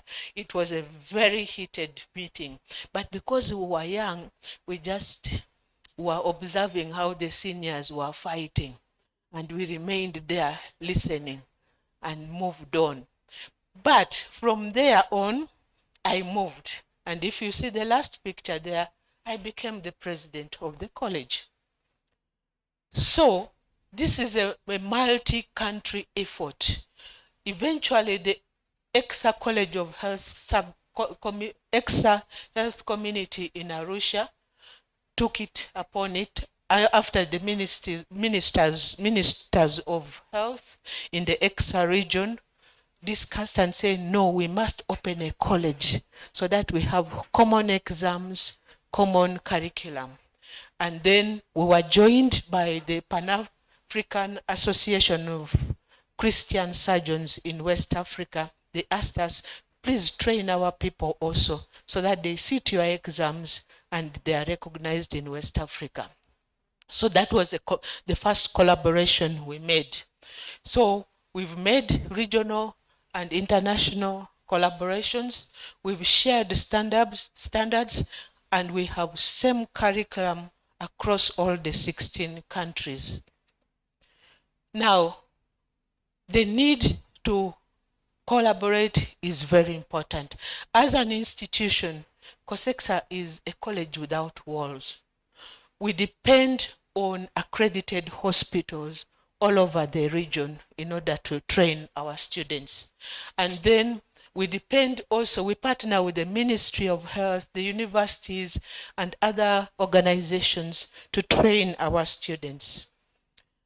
Then we have also knowledge collaboration, the e-learning portal, which is a digital learning. It breaks the barriers so that you find even students in the rural areas logging onto the e-learning portal and learning. And the Journal of Surgery of East Central and Southern Africa is also there for you to publish. So we've opened doors to many. The human collaboration is in the mentorship model that we have. So the senior surgeons mentor trainees across all the countries. Right now, even if I have retired from service, every evening I have a tutorial with my students.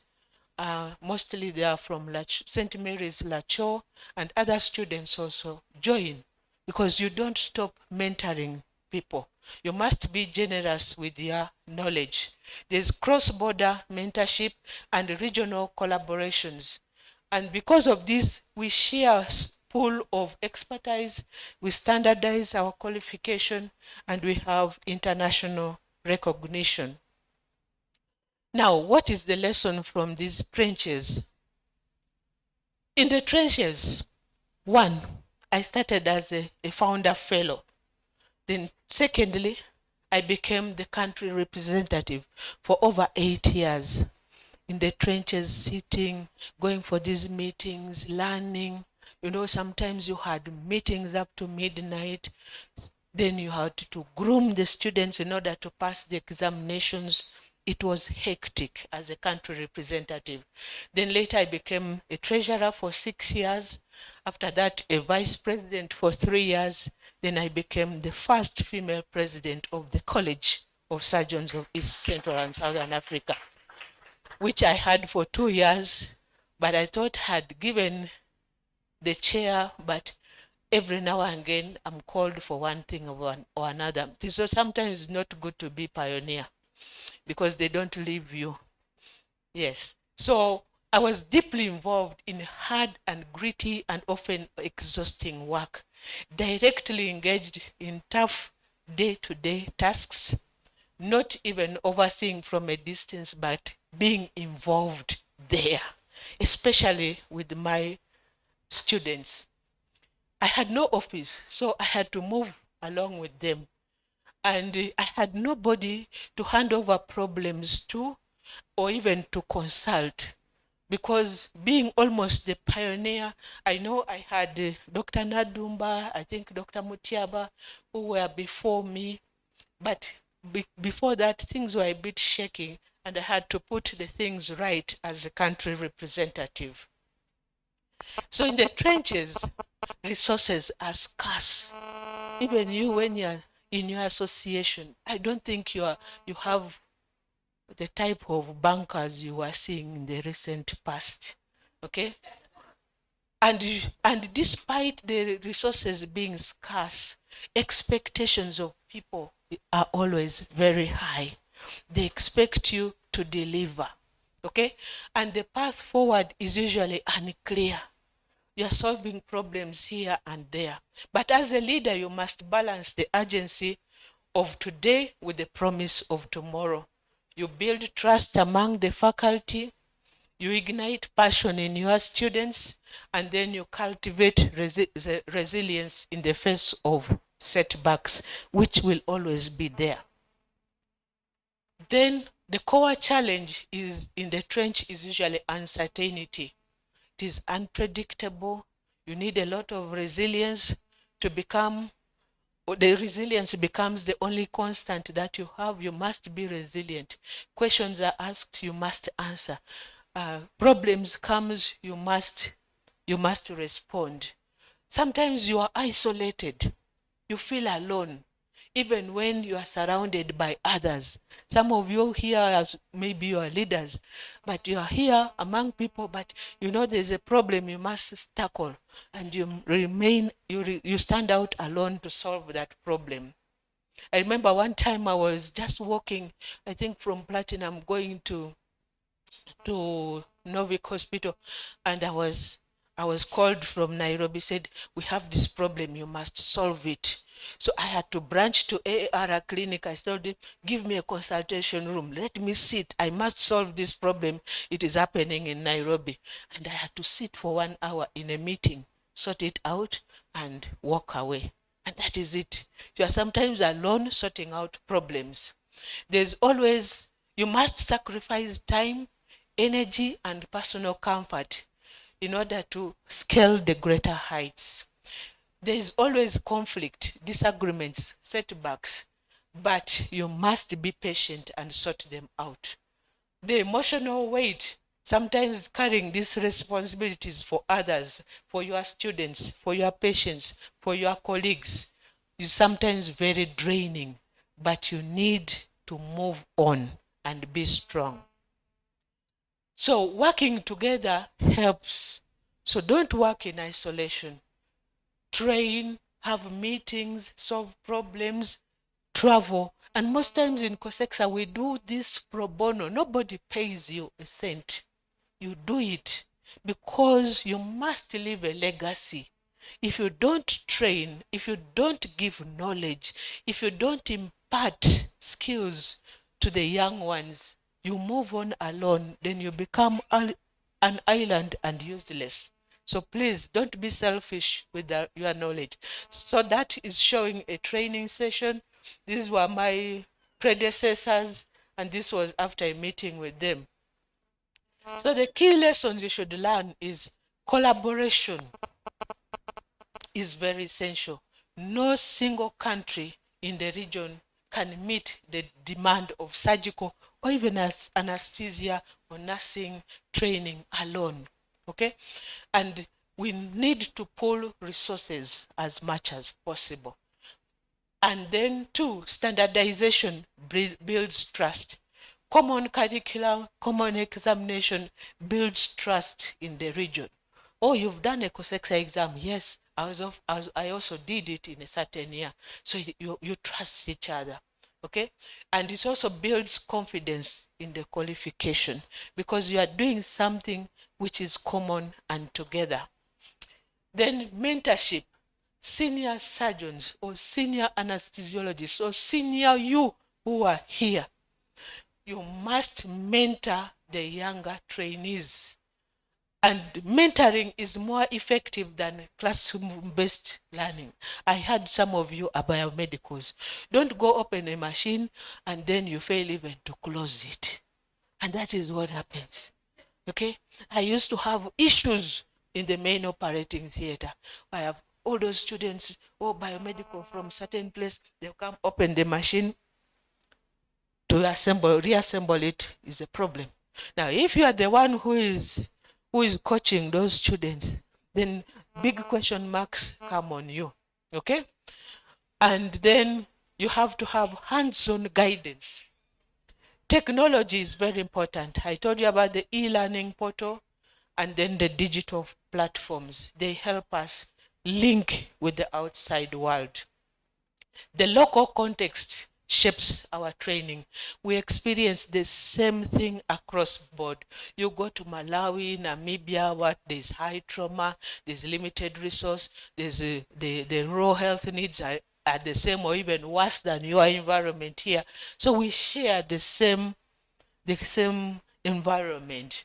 And then partnerships expand capacity. For COSEXA, we had our first international partners were the Royal College of Surgeons of Ireland.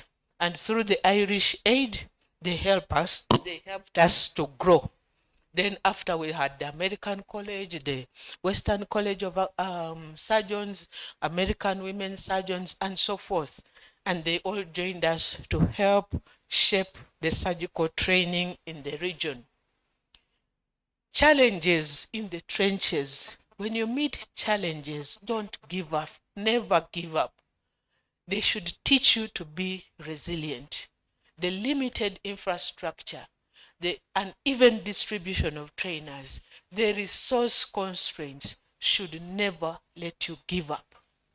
Then the negative energy from colleagues, because those one who is not, people will always be there talking.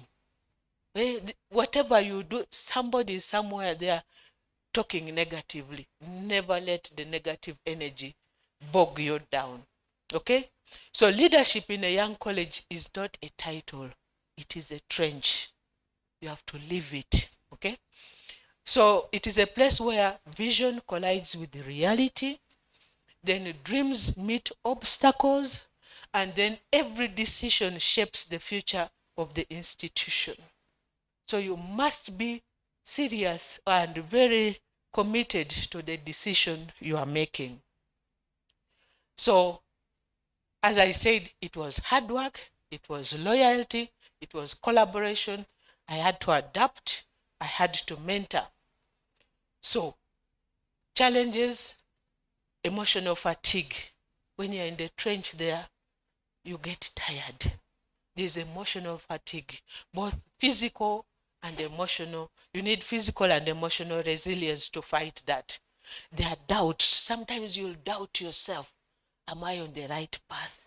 When they made me the president, I said, did I do the right decision to accept? Because now these 16 countries looked like a Titanic. I said, I think I'm going to let it sink. But I said, no way, I'm going to move on. So doubts, fears, and uncertainties, and setbacks, criticism may drain your resolve, but move on till the end. Unseen battles, small victories, and relentless efforts will make you succeed. Accountability pressures. People will expect you to deliver. Deliver it. If you are doing everything from the depth of your heart, you will deliver. But if you are half-half, then it becomes difficult to deliver. Challenge 2, consistency. You must be consistent. Stay committed. Stay motivated. Make sacrifice of comfort. Surrender short-term pleasures for long-term goals. Sometimes sleep, leisure, expenditures come in. You need to sacrifice that. Don't fear to fail. Failure is painful, especially if one has invested deeply. But even Jesus fell on the road, on the way to Calvary. He fell 3 times and got up. So why do you think you are different? You will fall and get up. Don't fall and remain down, okay? Partial commitment is not good. Be there and go to success. Don't be there half-half. Partial commitment is not good. There are competing priorities. Why is it going off? Oh. Competing priorities in our lives. They should not stop.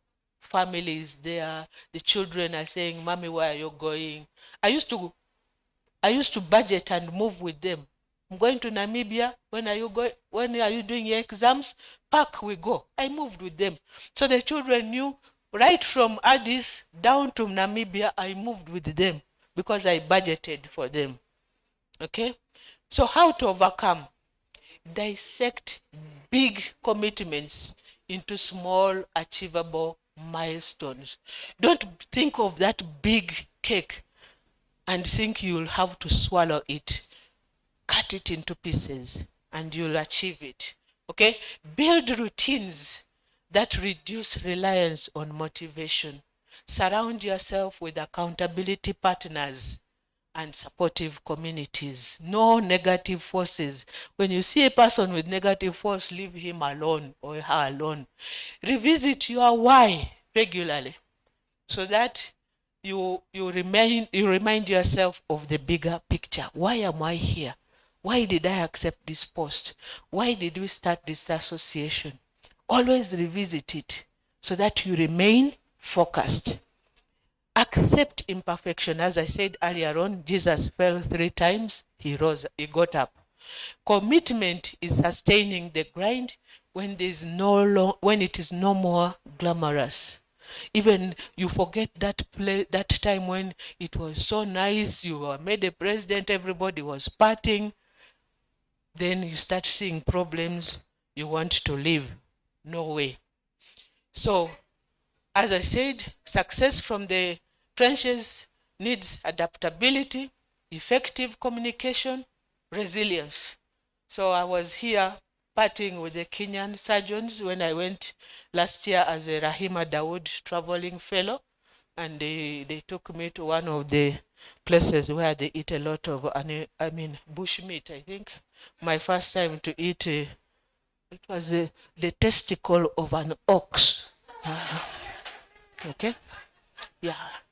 So this was with the Ethiopian team, and also still I was giving a lecture to the Ethiopian team in the different hospitals, and one should remember integrity, and you need to empower your teams, and you have to have, which professor was telling you before, emotional intelligence. Manage your own and others' emotions. Now, when you are resilient, you will register growth. This is the picture of all the presidents of the different colleges. In the Exa Health community in Arusha, the College of the East Central and Southern African College of Nurses and Midwives started way before COSEXA began. Because COSEXA is just about 27, 28 years. The College of Nurses and Midwives is over 30 years. But when the Exa Health community saw what COSEXA was doing, then it decided to give room for other colleges. So we have all those presidents of the different colleges because we led, we moved fast and started off. And that is because of the foundation we had in Asou and Aseya. We had that fellowship. We were living as brothers and sisters, togetherness. And that is why we moved flawlessly in COSEXA. And now others are leading, are following from behind. So the good side of the trenches, again, resilience, deep learning, stronger bonds, innovation, and purpose and clarity. That was the graduation of the College of Anesthesiologists of East Central and Southern Africa. The president is there, and that is Dr. Mark Kasumba. This was in Zimbabwe. So it is in the trenches that true leadership is forged. Leaders learn that success is not measured by prestige or rankings, but the lives they touch, the opportunities they create, and the community they build. You are never alone. Here I was signing some partnership with the Operation Smile. It was in Rwanda, and I had good time with the girls in Addis Ababa after visiting Haile Selassie's palace. As leaders, we should embrace the trenches. You will discover the strength of your vision, the depth of your character, and the power of education to transform not just associations, but generations. The trenches are filled with disagreements and misunderstandings. Move on. And this demands humility, resilience, and courage. You must be humble. If you are a proud leader, you will move alone. I think I'm humble, not so. Yeah. So, in the trenches, the trenches are not glamorous. They are filled with late night meetings, endless negotiations, unseen work of volunteers, okay, who believe in something bigger than themselves. The power to amplify voices, advocate for causes, and build networks that outlast themselves or individuals. And they create opportunities to transform lives. So humility, I said it before, and wisdom to guide without controlling. You guide without controlling them. Let them go, let them free, let go of them and let them move on, and you just guide. The strength to support without overshadowing. Let them be themselves. The courage to invest in others without seeking recognition. Don't blow out. Somebody is giving a donation of 10 million, you are going to give 80 million. Now you're overshadowing your boss. Okay? So, thank you.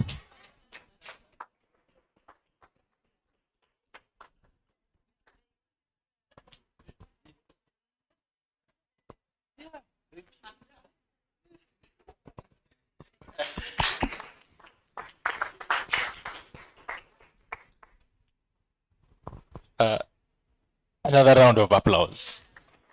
Wonderful, wonderful, wonderful. Never outshine. Don't bring Rolls Royce into this. Okay?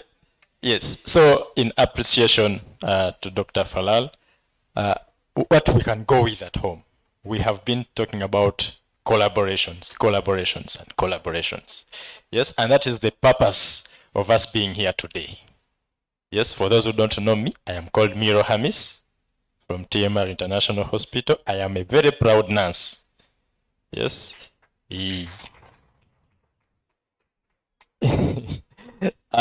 Unlike Dr. Falal, I may not be humble.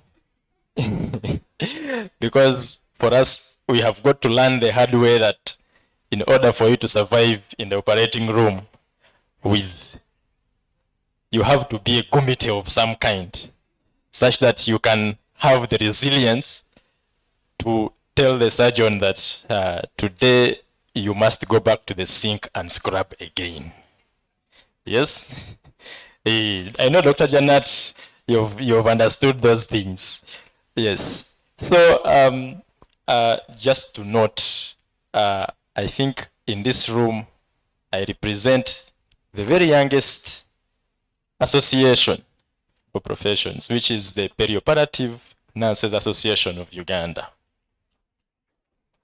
Yes, I know some of you have never heard of us, but now we are here.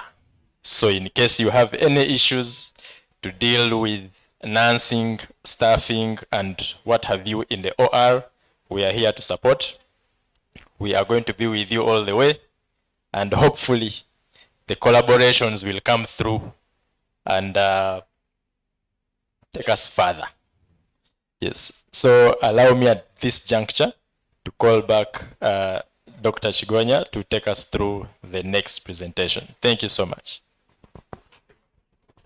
Thank you, Mr. Hamis. Let's give everyone a hand clap. It's been quite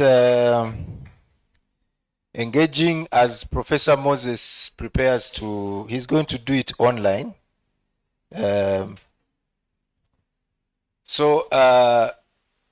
Dr. Faulal, come for a photo with Gumite Hamis. Dr. Ten.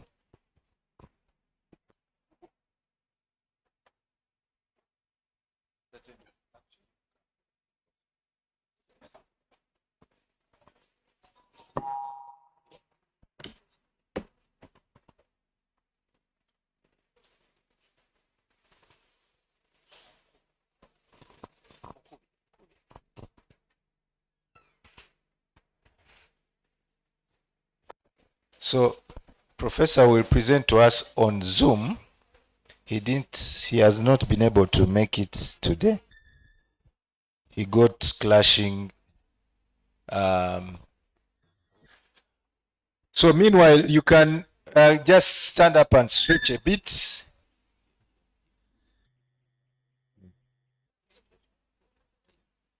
Oh, yes, I have a reminder here. When you're registering, put your UMDPC number as you register. Now, as Professor prepares, since it's online, I think you have the Zoom link. Yeah? Christine. So as Professor prepares to come on, and Dr. Vivian is going to moderate the session, I'm going to ask a quick, you don't need to stand up, a quick reintroduction since some people are not here, so that we get to know each other again. Max, let's start with you. You don't need to stand. Okay, I noticed these chairs were giving people hard time, so that's why I said no need to stand. But if you don't mind, oh, by the way, it can move laterally. It can move laterally, isn't it? It can move lateral and medial. People have been doing superior and inferior. Christine is telling me it can abduct and adduct. Okay. So okay, Max, you can quickly. You see, it's a problem to move it medially.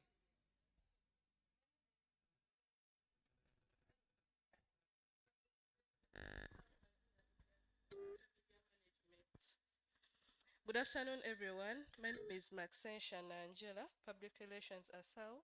I do the digital media management. Thank you. I can hold for you the mic. We have to stand. Good afternoon. I'm Lois Asimwe. I'm a Publicity Secretary for Association of Surgeons of Uganda and Country Representative Surgical Oncology for Hematology and Oncology Society Uganda. You have forgotten.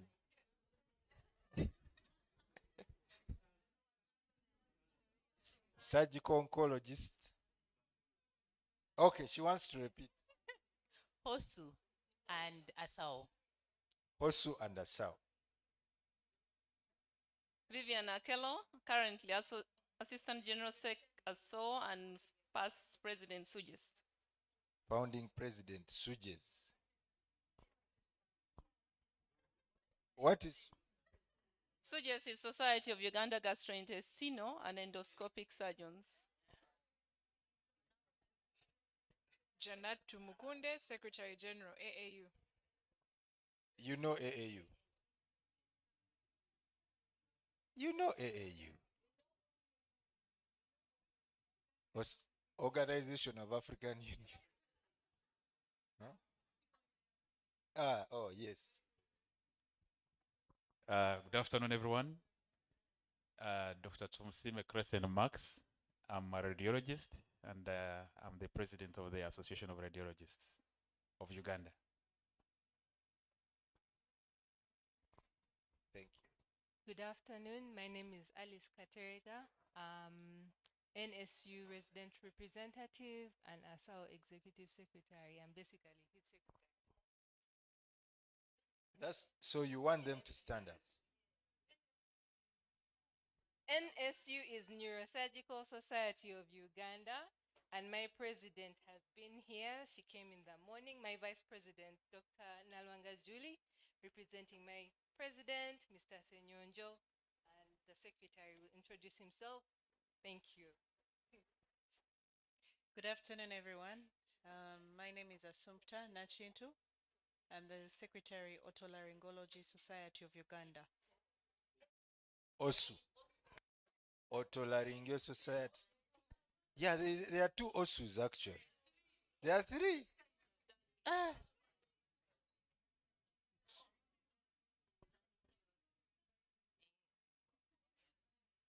Good afternoon, everyone. My name is Rehema Namboze. I'm the ASO Indemnity Advisor. Yes. Back in the days, Miss Paula, did you have indemnity advisor over ASAO those days? Good afternoon, everyone. My name is Fiona Wukira, Vice President, Association of Pathologists of Uganda.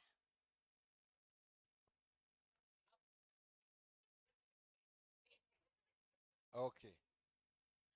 Good afternoon, everyone. My name is Namalangela. I am from Wuma Busoga chapter. Thank you. Good afternoon, everyone. I'm Dr. Kiror Paul. I'm the General Secretary of the Neurosurgical Society of Uganda.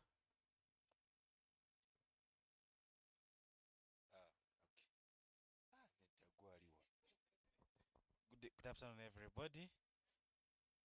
My name is Vincent Medei. I'm General Secretary of the Urological Association of Uganda. I'm a plumber. Professor Galukande, are you on? You are ready?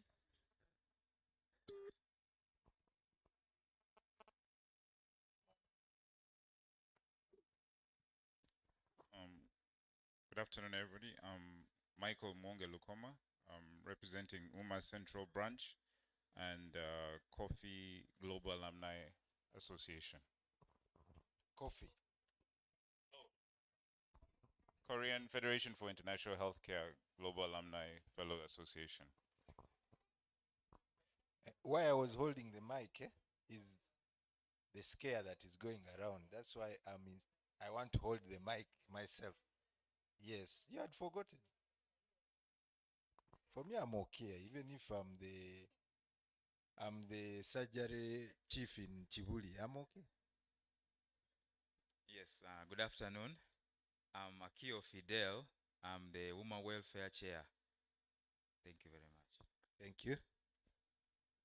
Should I start? Hello, everyone.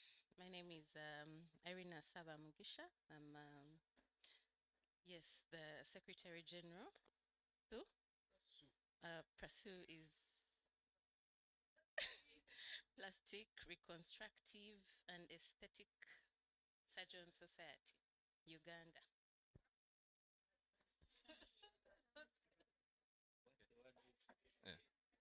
Yeah, good afternoon. I'm Koyamba Vianney. I'm the president-elect, Surgical Society. No, SUGES, Society of Uganda Gastrointestinal and Endoscopic Surgeons. SUGES.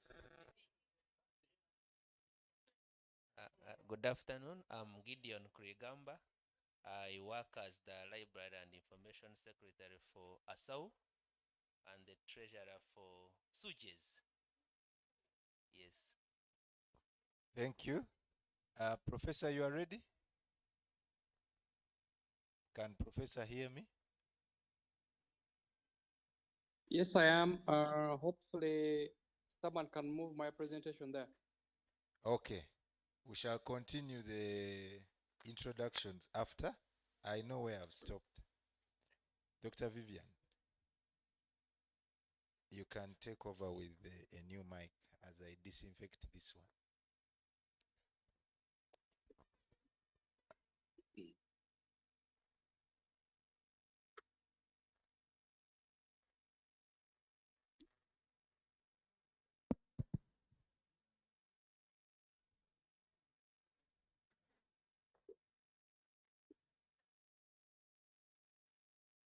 Thank you so much. It's a honor for me to introduce our next speaker.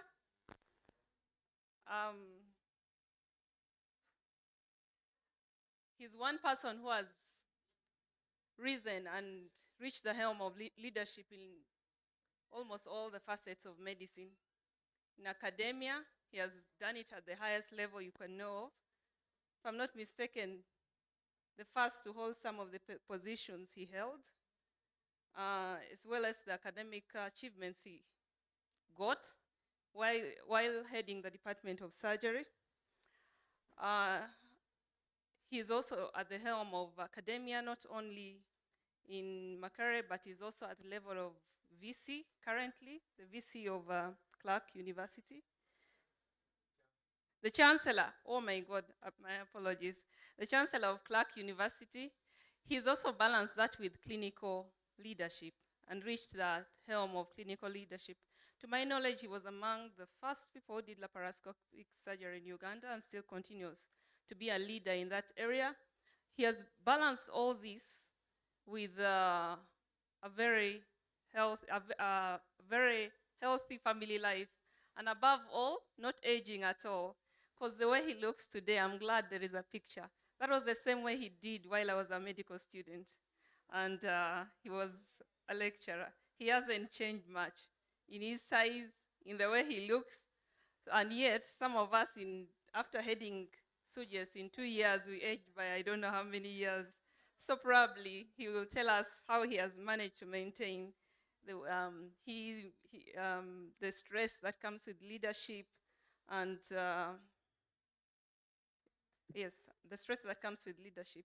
His talk today, he will be taking us through team management in resource-constrained, volunteer-led associations. And I believe he's a perfect person for this because he's managed to balance 1,000 facets of life flawlessly without it showing. Some people were presidents of some country. They joined without gray hair. By the time they were leaving, the whole hair they were grayed 100%. So, Dr. Galokande, Professor Galokande, you're welcome. Thank you very much, Vivian, for that kind introduction.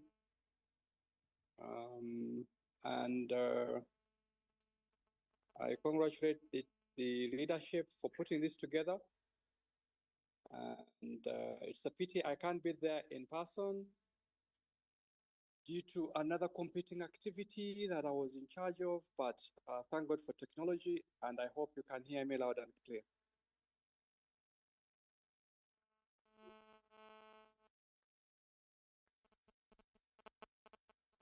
Just checking that I can be heard. And also, if the slides can show. You are clear and the slides can be seen. Okay, I just don't see them, I think. Okay, great.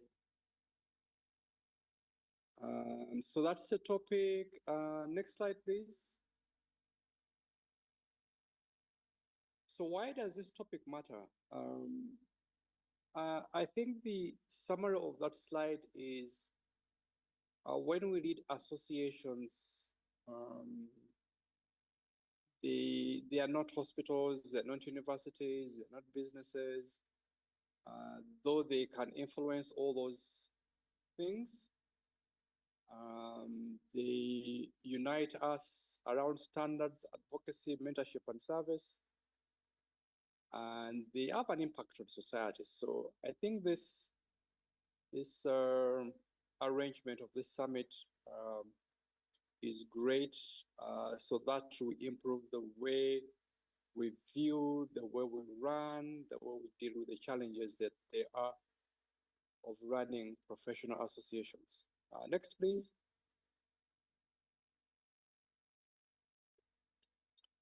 Now, again, the differences between associations and the other institutions is that there's a huge contradiction. We have a big mission, and we'll talk about that moments to come, yet our resources are really, really low. And this tension between a big mission and no resources can really be a big challenge that requires us to put our heads together, keep doing the conversation until we crack the code. Next.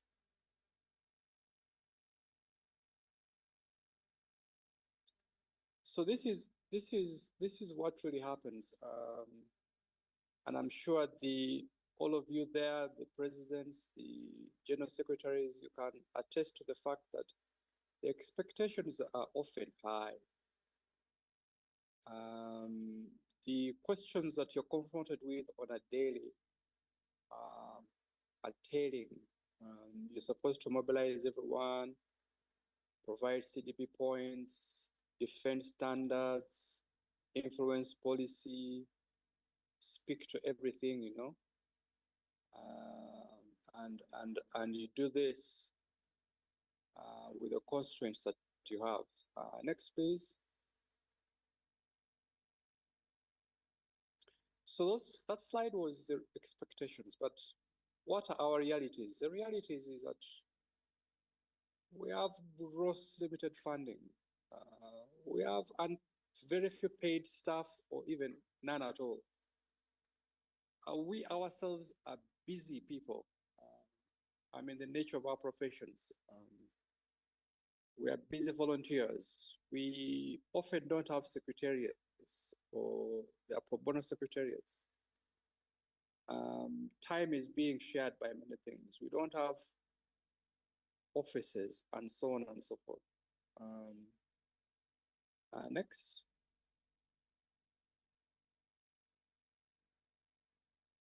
So what is our core dilemma? It's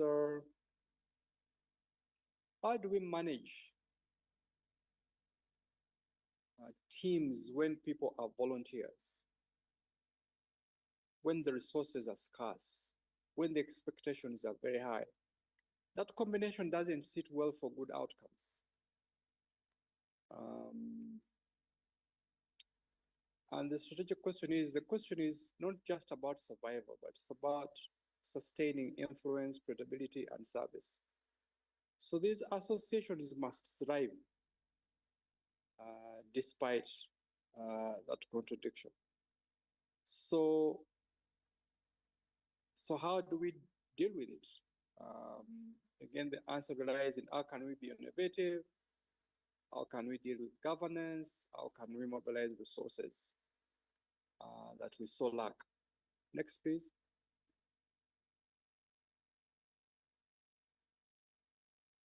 So I'll touch briefly on one of the things that happens to any teams. I've had the privilege of participating in numerous teams, maybe hundreds of teams over the past 3 decades for all sorts of endeavors, maybe half of those volunteer teams.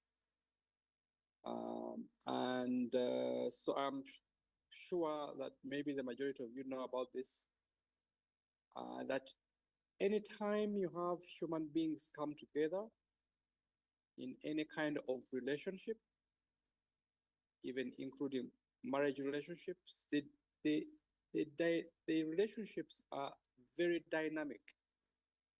They are never static. They shift from one state to another by sheer time, but also by interaction to whatever is going on. So this is kind of been agreed that whatever team you have, it's going to go through these natural cycles. So you have the formation stage where people are just coming together for the first time. They are polite, they are respectful, and then you quickly get to the stage where they start questioning things, conflicts begin, and then when they have clarified their positions and what they're supposed to do and understood each other, then they kind of normalize. And when they normalize, then they start performing, and that's the best stage you want your team to be at. And these stages can go a little bit of back and forth, and then eventually the work is done if this was time bound, and either the team dissolves or reconstitutes. But I think the thing that may be misunderstood is the storming stage. Nearly every team is going to have this situation where conflicts really become strong. And sometimes people take that very personally, and the team might start dying at that moment. But yet this is an opportunity to, if it is managed well, to move on to the next stages. Next slide, please. So really the point about knowing that a relationship or relationships evolve and they get to natural stages of conflict is being forewarned. And if you're forewarned that this is going to happen, you expect it to happen, you anticipate it, and then you manage that crisis when it comes. And you know that the crisis will pass. It's not the end. It shouldn't be the end of the team, because a crisis will come and a crisis will be managed. And I mean, one of the most studied ones, corporate teams, but also in marriage relationships, where when the honeymoon is over and the time is variable, then you get into the drama stage, where the fights begin, the competition begins, and if you are not forewarned, you think that this individual doesn't love you anymore, and that might be the end of that relationship. So even in teams, those cycles come, and they should be anticipated, and they should be managed.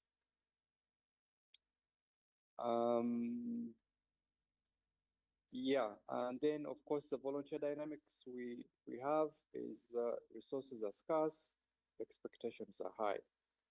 Next slide, please.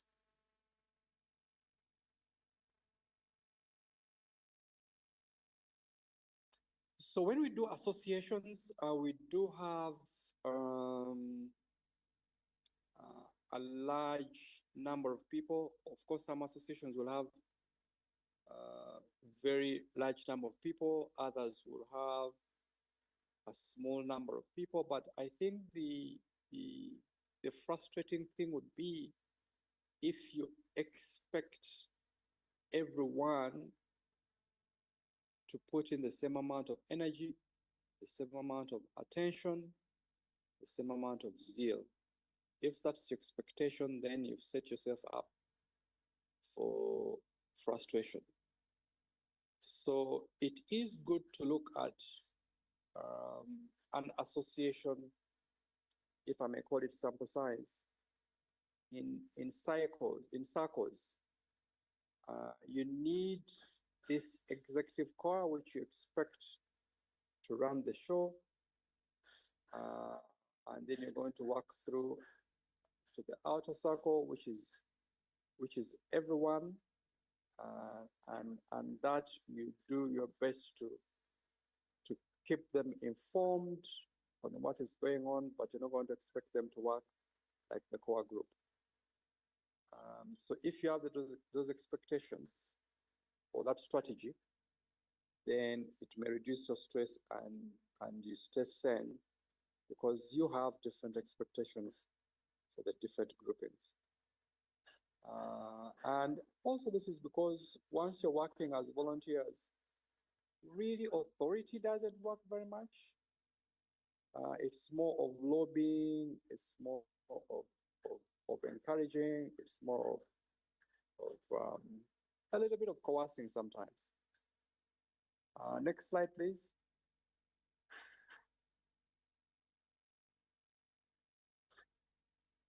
So this is kind of a framework to just excuse me a minute.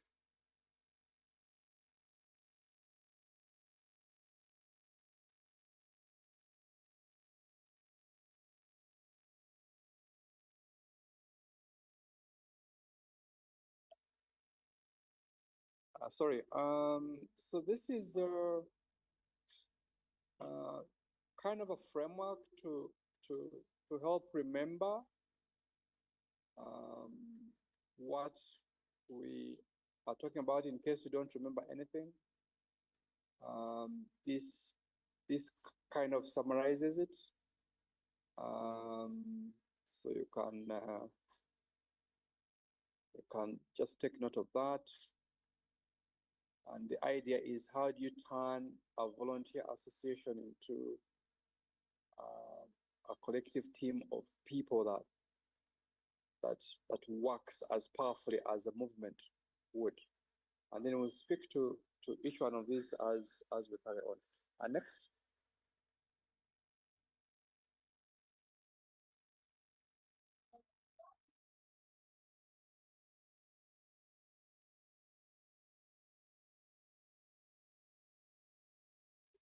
Next slide, please.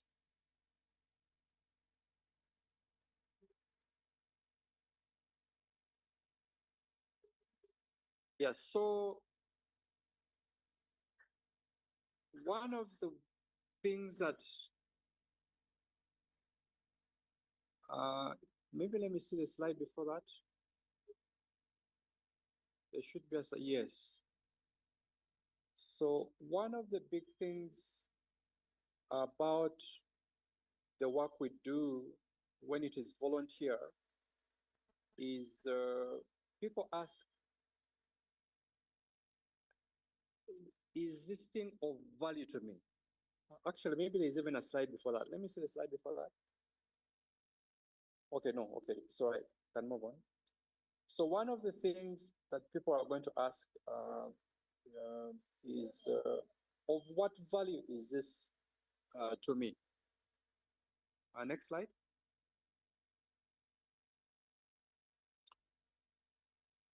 And to answer this question of what value is this association to me, why should I participate? Why should I spare my time? Why should I give my money to be part of this association? And that shows some of the things that should be on our agenda, and we are intentional about them. And the other things that we can quote or cite to members or potential members as some of the things that make our activity calendar. Regular CPDs, mentorship programs, exam preparation support, research support, and so on and so forth. So if we use this list, this could be the value we cite to people, that this is what you stand to benefit if you're part of this association. And I'm going to emphasize a few points out of this, I think, in the next slide. Next slide, please.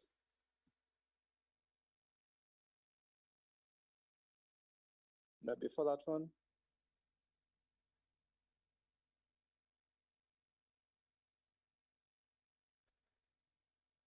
Okay, so I think that speaks to the fact that, yes, people are going to question us if we only communicate to them when we have elections and we need to have the money collected. Next slide, please.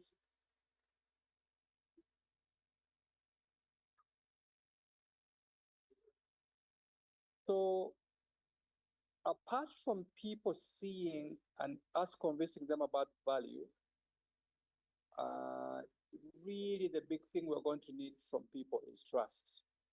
Once people trust the association, then they are going to participate. And when trust is high, people are going to volunteer, people are going to pay their dues, people are going to attend meetings, they're going to accept decisions, they're going to forgive mistakes, and so on. When trust is low, even small errors, people will make mountains out of them. So trust is a thing to think about, but then how do you create the trust? Next slide. So how do you build trust? So these are things that you perhaps know already, but we need to be intentional about them.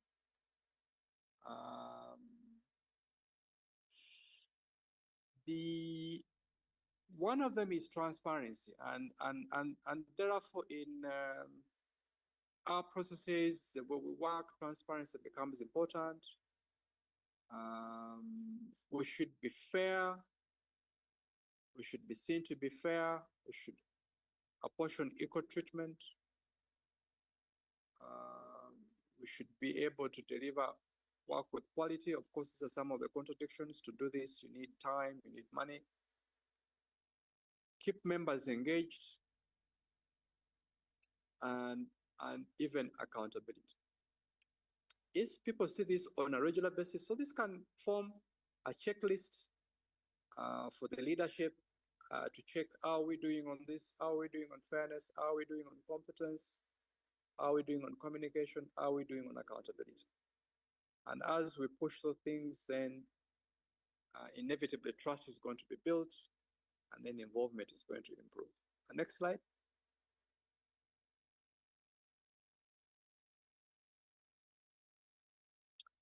So those are the other bits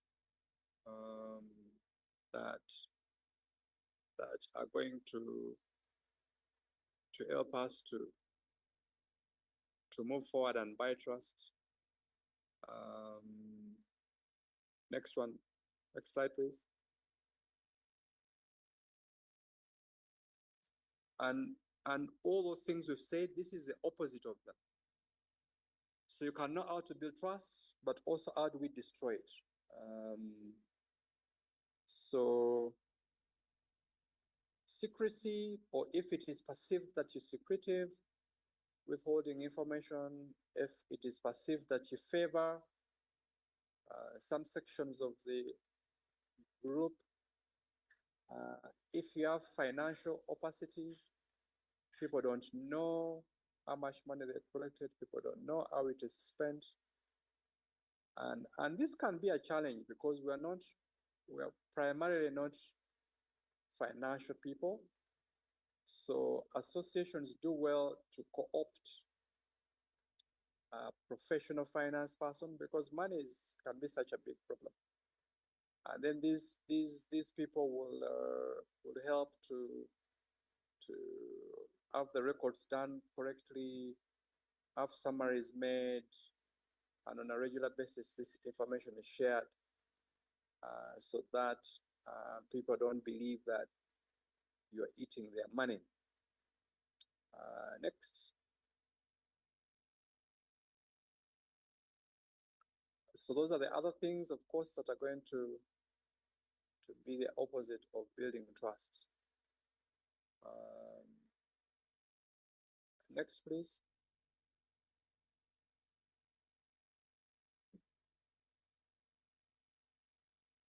Okay, so that is a reflection point. Next.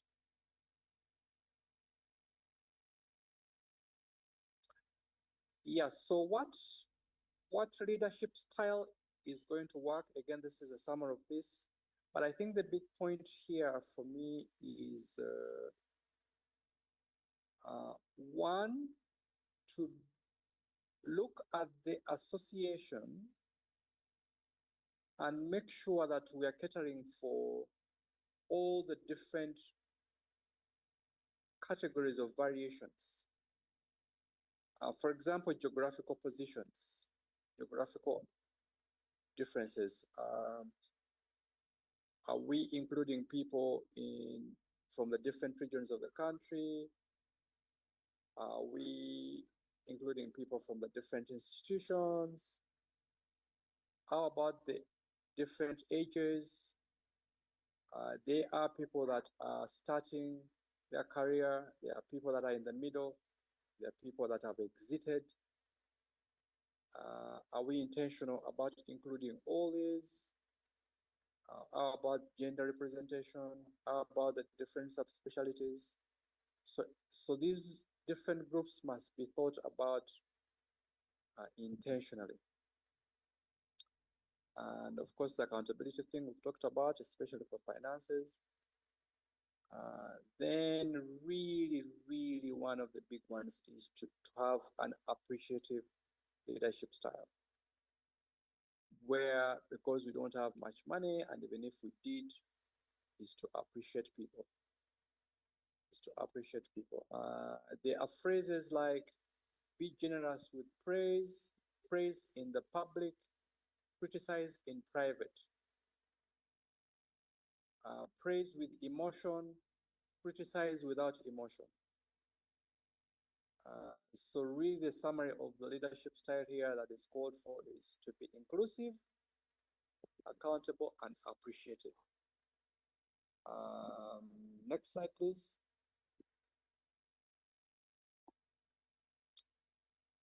So in the volunteer context, authority doesn't work very well, especially with arrogancy.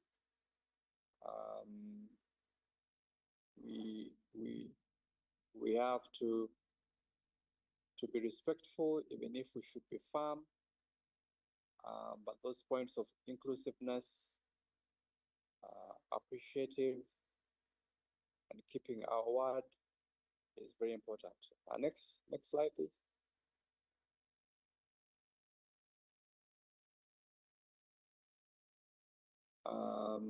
Yeah, so these are some of the things we can ask ourselves as volunteer leaders. I'll call ourselves volunteer leaders. You shouldn't tire in restating the purpose for which we exist. We shouldn't tire in identifying opportunities and displaying them so that they are equally accessed by everyone. We maybe shouldn't promise too much, but whatever we promise, we do. Retain a degree of humility, but also be decisive in the things we do. Next.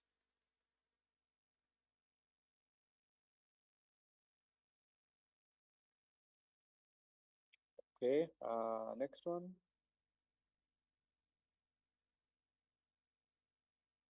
So really saying the same thing in a different way. Why would volunteer associations fail, or if you can also add fail or struggle? Or what are the signs that you are failing or struggling when we are depending on maybe one individual?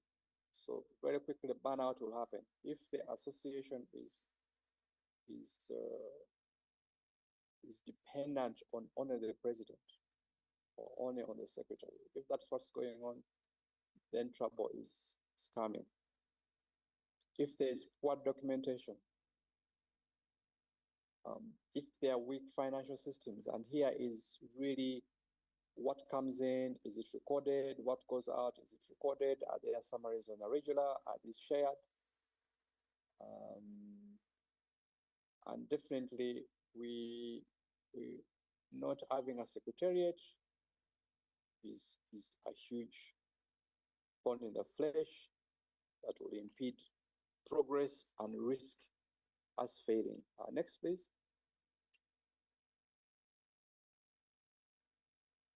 So the list goes on, unclear priorities, and this becomes a function of a strategic plan. So once we get ourselves in a position where we have strategic plans or plans for a year, then we take away this thing of unclear priorities. And if we have strategic plans for a year, that gives birth to activity calendars, predictable dates, and so on. Personality conflicts can be an issue that can damage credibility, that can damage associations and risk them failing or retarding in growth. We often don't have trouble with the lack of succession. I think most of the associations have clear constitutions that allow for seamless change of leadership, and I think that is good. That helps many things. Next.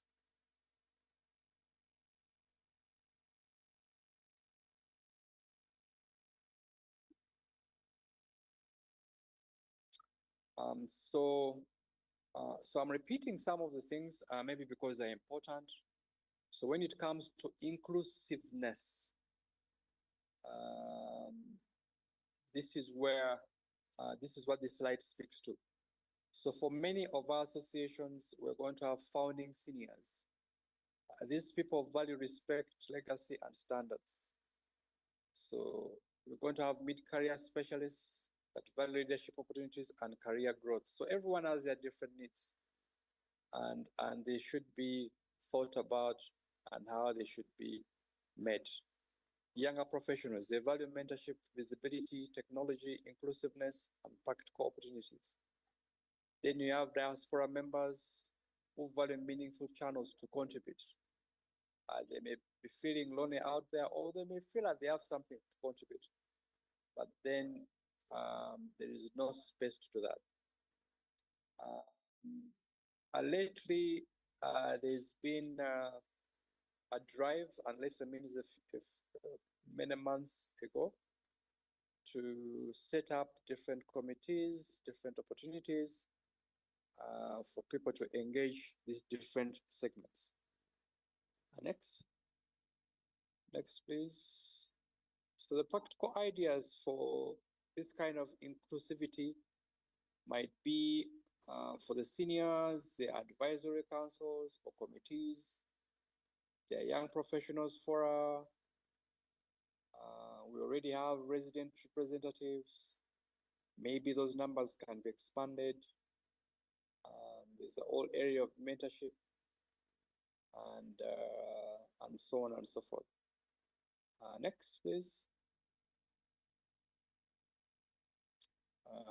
So those are some of the other ones, and I think some associations have some of these things already. Like we have WISA, which is great. Undergraduate student arm. I think that's there in some of these associations. Next, please.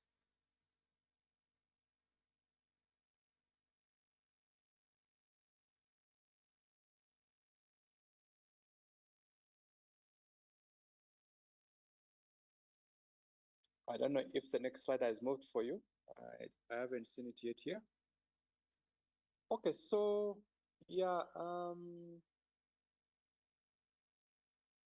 thank you for your attention. I think the summary of this is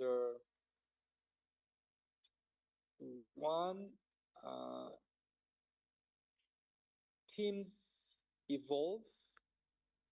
Teams evolve. When you put a team together, it's likely to go through those stages we've highlighted. There's going to be the initial period of respect, of not saying much. Quickly, you get into a stage of storming, where conflicts are likely to and clashes are likely to happen. But these can be mitigated by anticipating it and doing one of the things, which is clarifying the mission, clarifying roles, and maybe even having an algorithm of how conflicts can be sorted before they happen. And then I think the other major summary is to just understand that the kind of teams we are working with are volunteer teams. We can't exercise or we can't use the authoritative approach, but there are a number of strategies that we can use to have inclusivity, but also use the weapon of appreciation and praise, especially public. So we shouldn't tire to recognize, praise, acknowledge. So that should form part of our agendas a lot of the time. And hopefully by doing this, we'll have more functional teams that will help us to achieve the missions and then have the impact that we should as professional associations. The impact for us at the individual level, the impact at the professional level, and the impact at patient level. Thank you very much for your time. I hope the sound was loud and clear. And I missed being there in person, but yeah. Thank you. Thank you so much, Professor Galokande, for that insightful presentation. I think for me, what I summarized it as, since we are all medical professionals, is when you get injury, you want to move as fast, especially past the catabolic phase and get to the anabolic phase. So when you have a shock of forming a new association, expect the catabolic stage. Don't stay long there. Make sure you get to the part where you transform and develop the association.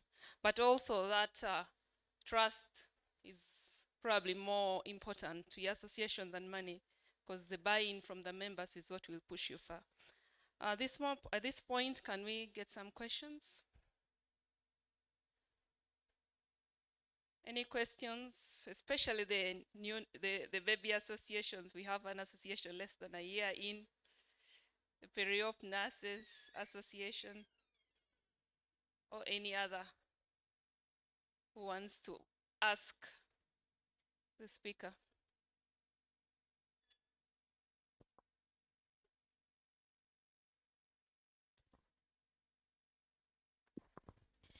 Thank you, Dr. Vivian. My question goes to Ms. Walal. In the trenches, when one looks at where you are right now, they don't really think about the trenches that you've been through. I mean, it seems like you've sailed through to your positions of leadership. And you're one of the exemplary leaders in surgery and medicine as well, at the global level and regional level in Africa. And we are proud to have you as part of us in Uganda. Very humble lady. My question is, in the trenches, just like you shared, what kept you motivated at that time as a lady and also as a leader? How did you build trust with different personalities at that level so that you could have your way through? Thank you so much. Probably before you answer, let me just take the questions. If there are any more questions, if there are none, then any other questions? It would be better to take them and then the speakers answer. You can go ahead. Thank you very much. I think I can answer while seated. So, how did I keep motivated? First and foremost, the purpose of COSEXA is training. And I had students whom I was grooming. And the first aim of my being country representative at that time was my students must pass. And if a student failed, I felt I had also failed. So I kept moving, grooming them to be good students, to pass the exams and excel. And in those days, results were given through to the students through the country representatives. So you know how to, it is difficult to give to tell a student you failed. So I made sure my students would pass. So you train them, you make sure you are there with them. Two, when I started as a country representative, and this is a college, initially it was for 12 countries, then 14, then 16 countries as we expanded. But when you are there in the college, you are thinking of your country first as a country rep. So you are there, my country must excel.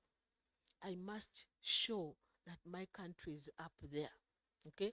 And you feel motivated that Uganda must shine, and you move on, okay? You don't want to let your country down. And in the council, initially we were one country representative each. After that, when they saw the work was enormous, they made us 2 country representatives. But when you have a colleague who backs and then you are there in front, you must make sure things work. And so you have to pull the colleague to come with you and work. And so when at one time, I remember when they tabled that COSEXA now should have a mess. The mess is what we use at graduation. And they tabled it in the council meeting. I said, I must take this on.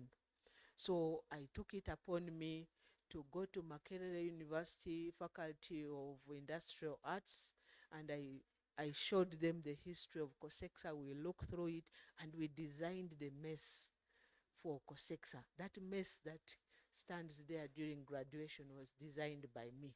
And I said, I must make it. So I was always motivated to do my best. Then came a time when I was almost the only female in the council. There were 36 men, you know, they look all like bulls, and you are there, a lady alone, you know. When they are talking, you almost want to go below the table and you keep quiet. But the moment you talk, everybody's turning to look, oh, there's a woman actually at that corner, you know. And you've talked. And most times they say women talk little, but they talk sense. Don't make too many sentences. 1 sentence, 2 is enough to make the room move. And that was me. I wouldn't talk much, but I knew if there's a point that was to be brought on, I must bring it. Whether I'm the last speaker in the council, I must say it. But it is a sentence or 2, and that was it. So when I moved on and became the vice president, I said, yes, now I must put the females up there. So I was asked to be the patron of the Women in Surgery Africa, and I said, yes, let me take it on. And we moved on. And there's one of the graphs that I showed. Initially, when we talked to the American women surgeons to help groom females into surgery, you know, the figures were 0, 0, 0, 0. but you saw how the graph has gone up. And so people come asking me, how did you do it? You have children and family, you have a home, you have a career, but you managed. And when I was in Ethiopia, I took one time just to talk to the ladies there, that it is possible as a mother to do it and do it right. Because you just need to allot time for everything and be motivated to always do your best, and you'll always do it. Thank you very much. Thank you so much, Dr. Fuala. I think you have generated another question.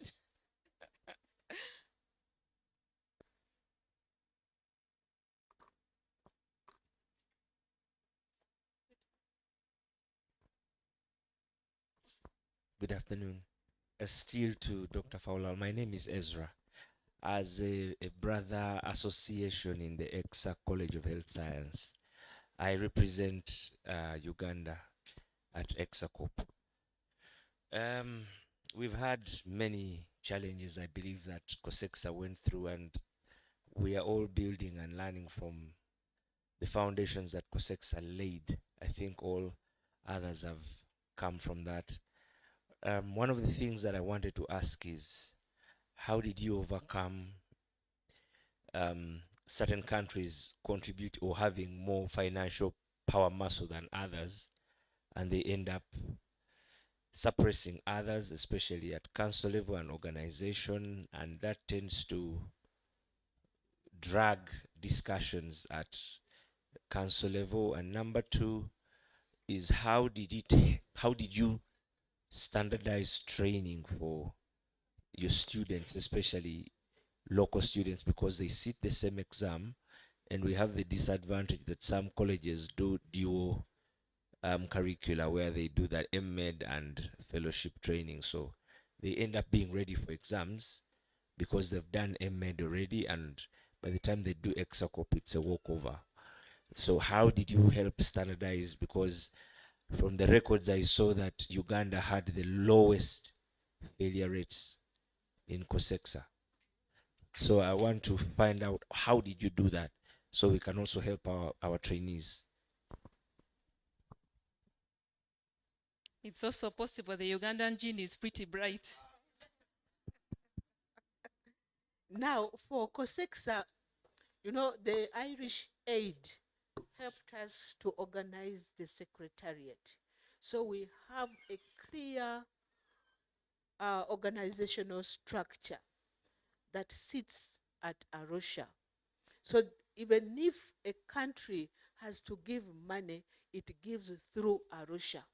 It doesn't give to the individual countries, unless perhaps you are organizing an international conference and maybe the people are coming to Kampala, then the Ministry of Health will fund. But all the monies go to Arusha. So there's no country that comes with a financial muscle in a meeting that I am what? I am greater because I have more money than you. So the EXACOG will have to go back to their council and try to discuss the centralization of their funds, because I know EXACOG has a lot of money. There was an organization that funded them. So you need to centralize your resources so that it is not scattered and it is used for the purpose it's supposed to be utilized. And then you need to work hard on your organizational structure so that you know what the chain of command is. You have the CEO, then you have all those administrative officers who work under the CEO. And the CEO must be very strong so that he runs the college even without the president being there. So that is it. Then to standardize, when we are making the curricula in COSEXA, we have the Education and Scientific Committee and the Education and Scientific and Research Committee, and the curriculum development is under that committee. So whatever curriculum is developed is run across all the countries. The modules that are set is used in all the countries and all the hospitals that under COSEXA, whether it is in parks in Cameroon, in Niger, or down in Namibia, they use the same modules. So when exams are set, it is one day. You know that the written exams falls on the first Wednesday of September. Everybody is doing exams right from Cameroon down to Namibia. You are doing the same exams, word for word. You fail that exam, you don't proceed to the December exams. Okay? So that exam in September determines your whether you will do the December clinical exams or not. So that is how we set standards for the college across all the countries, and we move together. Thank you. Thank you so much, Dr. Folal. I think we are cut short by time. We shall end here, but please feel free. She's like, you already know her. She's really very open and will be able to answer all your questions. Thank you.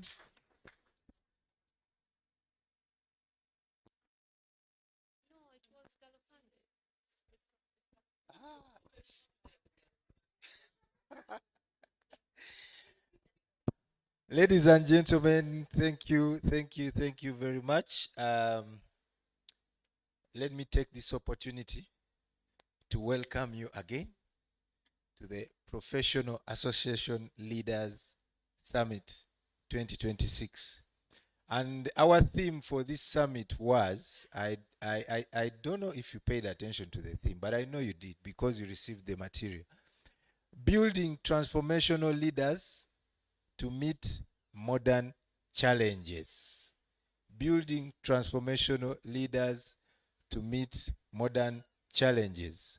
So the room is full of leaders from different associations, professional associations, medical associations, which we hope and believe that can push us ahead since we are in the modern times. You remember what our keynote speaker told us about sticking to the 80s and so on.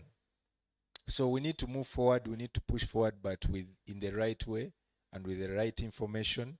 So I want to thank all of us for making it today, and let's give ourselves a big hand clap. Thank you so much. According to our registration, we had 62 people attending. Actually, we had anticipated 65, 62 to 60 to 70.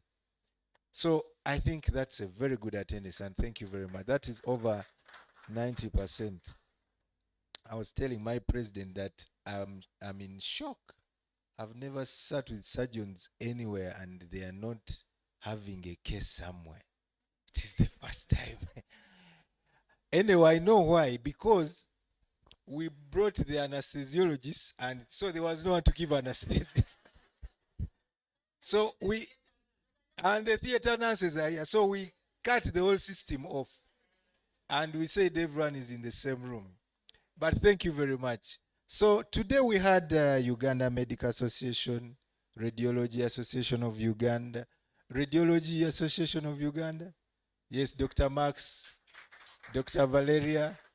Uganda Medical Association had representatives from all the 14 branches. They had the treasurer, someone from Busoga. OSU, there are 3 OSUs. Ophthalmology Society of Uganda, Dr. Angela, and the resident representative. Then Otolaryngology Society of Uganda, Dr. Fred has just walked out. What is the third also? Oh, yes, the orthopods. Yes, Dr. Kenneth was here, the treasurer, but Dr. Penina is around. Yes, thank you for making it. Sujes. I'm also part of Sujes. Dr. Vivian is Sujes. Dr. Vivian is Sujes. Dr. Gideon is Sujes. Thank you so much. Uganda Heart Association was to be here with us. Now, the cardiothoracic surgeons fall under you. They are part of Uganda Heart Association. So their conference was running from Wednesday to today. So they couldn't make it, unfortunately. But they were also fully in it. We had the Oral and Maxillofacial Society of Uganda. Dr. Othieno is around.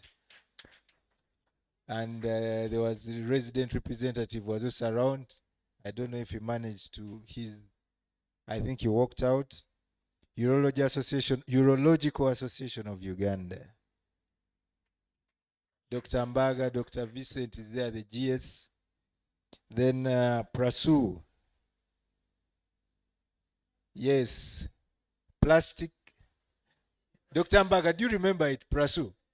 Yes, tell me. Uh-huh. Uh-huh.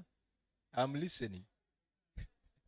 So, Dr. Shaba is always with us anyway. Then we had Aogu. Aogu was with us. Aogu was with us. Dr. Musana is under UMA, but he's also part of Aogu, Association of Laparoscopic Surgeons of Uganda. The president didn't make it today. Unfortunately, he lost his dad a few days ago. But I'm the vice president, so I'm here. Then we had the Preoperative Nurses Association. Perioperative. Yes. That is Sister Leila and Mr. Miro. You are very welcome. Association of Anesthesiologists of Uganda. Thank you very much for coming, because the surgeons had nothing to do without anesthesia. Dr. Naukenya, thank you very much. Uganda Pediatric Association, has anyone managed to make it? We also invited them. The physicians, yes, physicians in the house. Someone told us metformin causes sinusitis. He learned it from a diabetologist. For me, I've learned it from him at the summit. Now I'm going to be sounding wise You know, I have interns. I'll tell them, did you know that metformin causes sinusitis? They will have no idea that I just learned it. But it's okay. I think that's the order. I learned before them, then I percuss. Hematological and Oncology Society of Uganda. We have Dr. Lois, even Dr. Kakungul is part of that society. Where the biomedical team was supposed to be here. Because anesthesia can testify what a bad biomedical can make the day look like. Anesthesia can testify.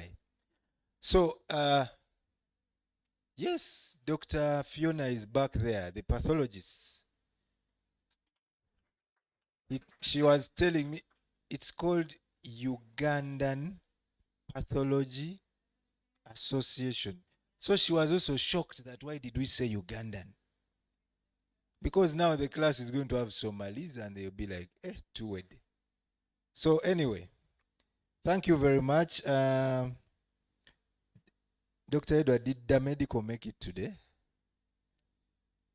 But they were part of us. They represent the people who sell, who supply and make us be active with the supplies we have. So they have an association also. They call it the Medical and Sales Representative Association Limited.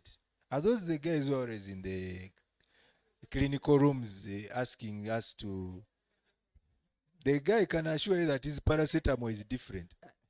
It's not easy to assure me that your paracetamol is different from the one I have in the pharmacy, but it's all paracetamol. So thank you very much. I think I've not forgotten anyone. Yes? Oh yes, the indemnity team.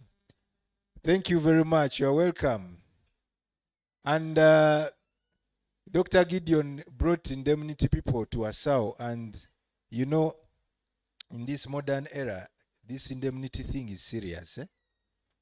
The patients are not like the way you remember Professor Chamanya. The patients have changed, so we have to be very, very deliberate in what we do, and these things we must take on.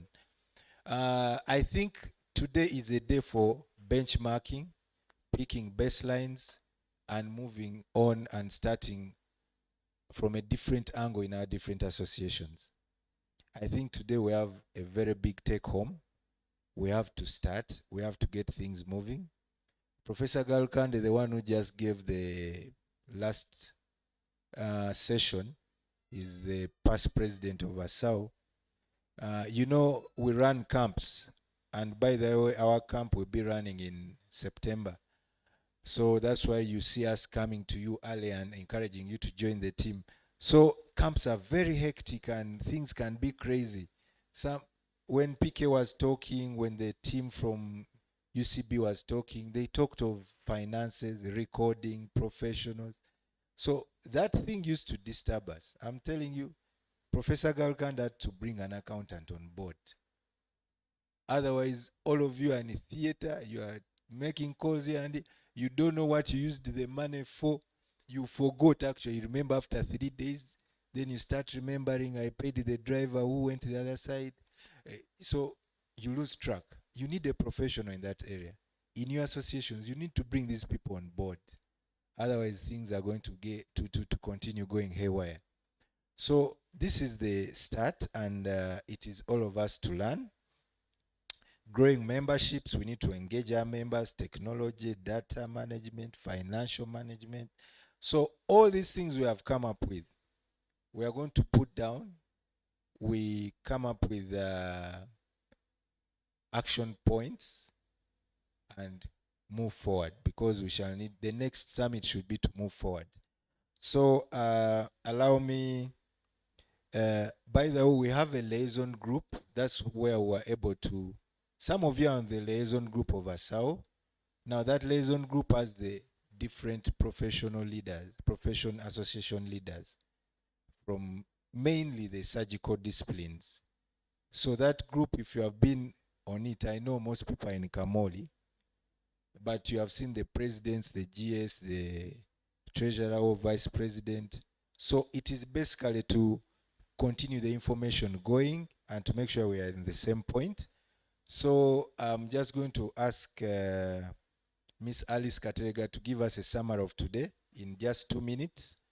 Then the president will close. Then I'm going to ask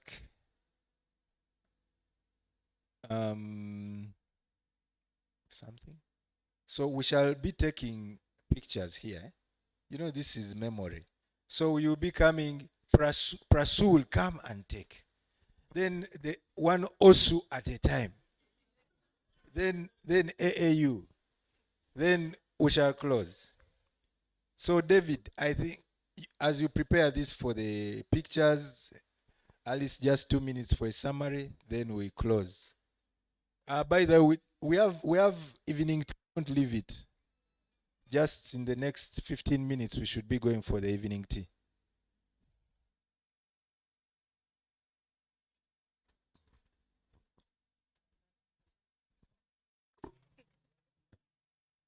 Good evening, distinguished delegates to the Professionals Associations Leaders Summit, PALS 2026.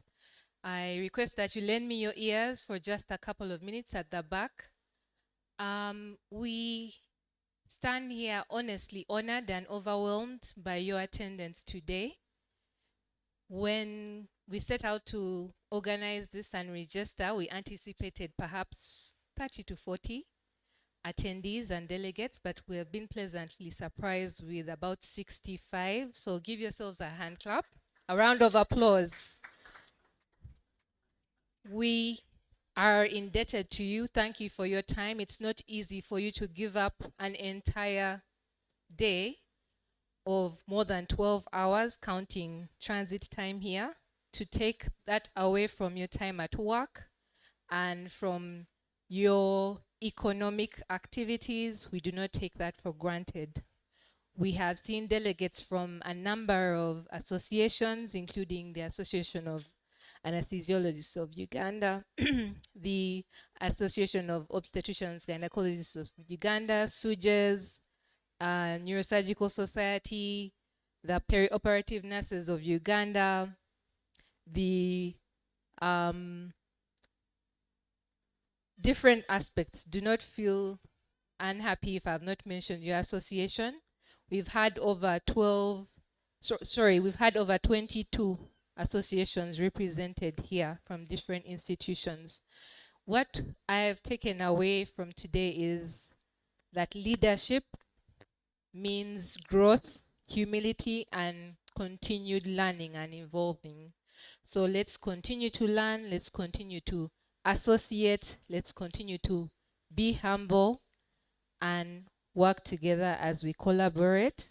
The other points that I've taken away from today is that technology is here with us and we need to embrace learning and utilizing technology.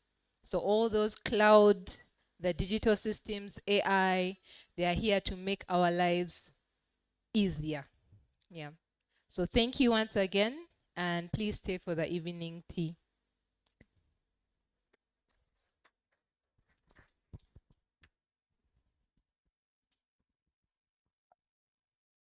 Okay, thank you, Christine.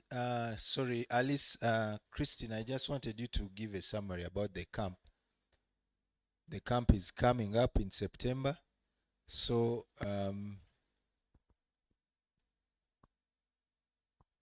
Sorry, thank you everyone. We know you've had a really long day and we appreciate your time. It was just a reminder to use this opportunity, since you're all here in person, to remind you about our upcoming surgical camp. The pre-camp visit was done by the resilient team led by Dr. Tendo and Dr. Kakungulu.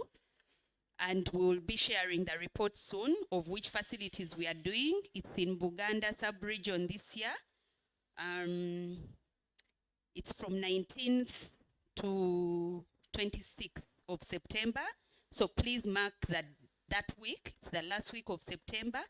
And reach out to your members and request them as usual to volunteer and be part of the camp so that we deliver this work.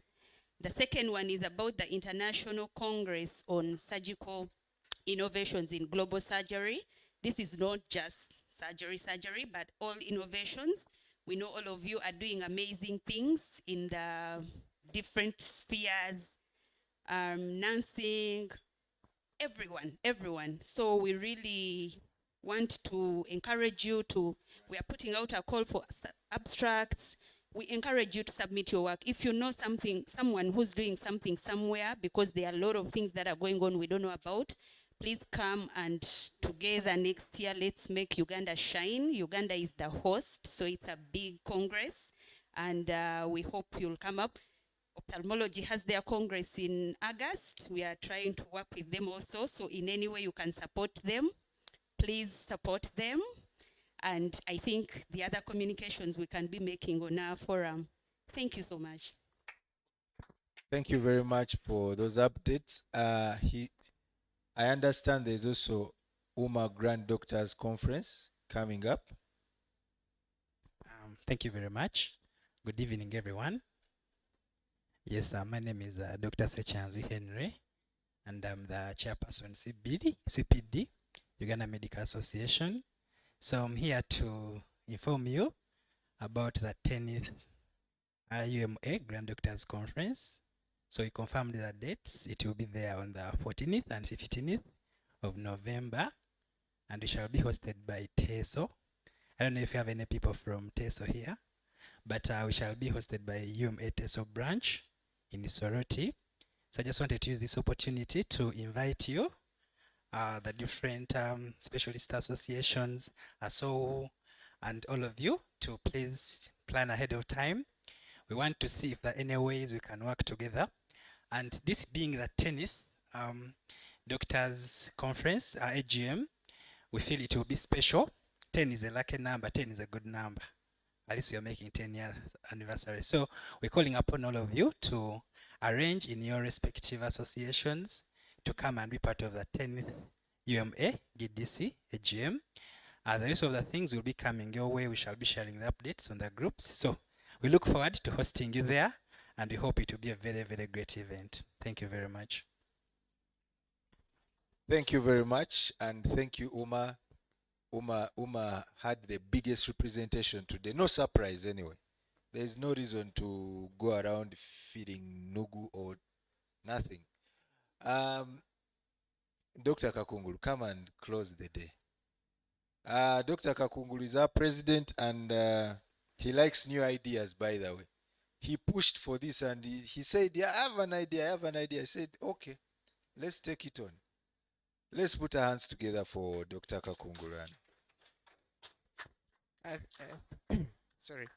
Thank you, Dr. Chigonya. He makes dreams come true. So if you ever dream about anything, just tell him. He'll bring it to life. I think we've had a very long day. But allow me just a few minutes to recognize the chairs of the branches of Uganda Medical Association. Anyone who is still around, kindly stand up and recognize you.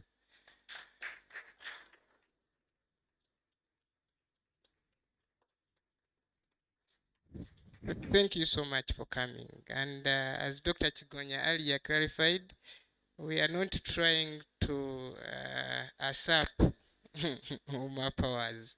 So when you report back, just tell them we are trying to find a way of actually making the function of UMA better for everyone. Can I please also recognize the presidents of the different associations who are still around?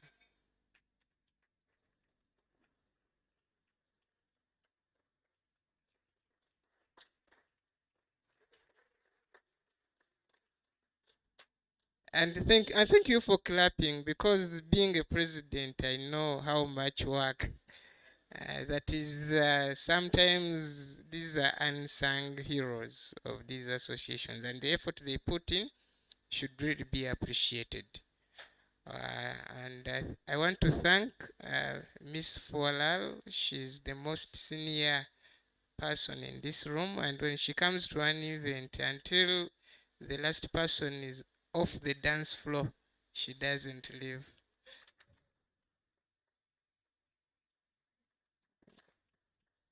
Thank you so much, Ms. Folal.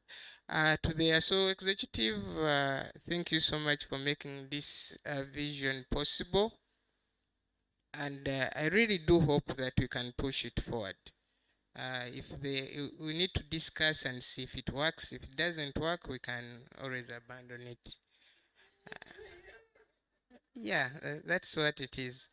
And I think we should be getting bids for the next association that wants to host this. You see, when ASO hosts, you're going to hear surgeons. So probably next time if AAU hosts, we'll get more leaders from anesthesia, something like that. We need to keep it inclusive so that we don't overshadow. Surgeons are quick by nature.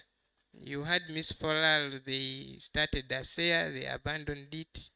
They started COSEXA, and then other presidents. Now we have COEXA, we have CANESA, we have all of them follow after the surgeons have led the way. All right. And the other thing I want to say, that leadership is an art, and it's best learned from those who have actually been in positions of leadership. And as the Association of Surgeons of Uganda, we have a leadership series. These are monthly talks where we continue to bring leaders to sort of enlighten our minds about leadership. So I think we should have a closing prayer, and then we can end this session. Any volunteers? The meeting has ended, but I think we should end it with a prayer. Dr. Tendo, kindly help us. A quick one. All right, kindly let's stand up.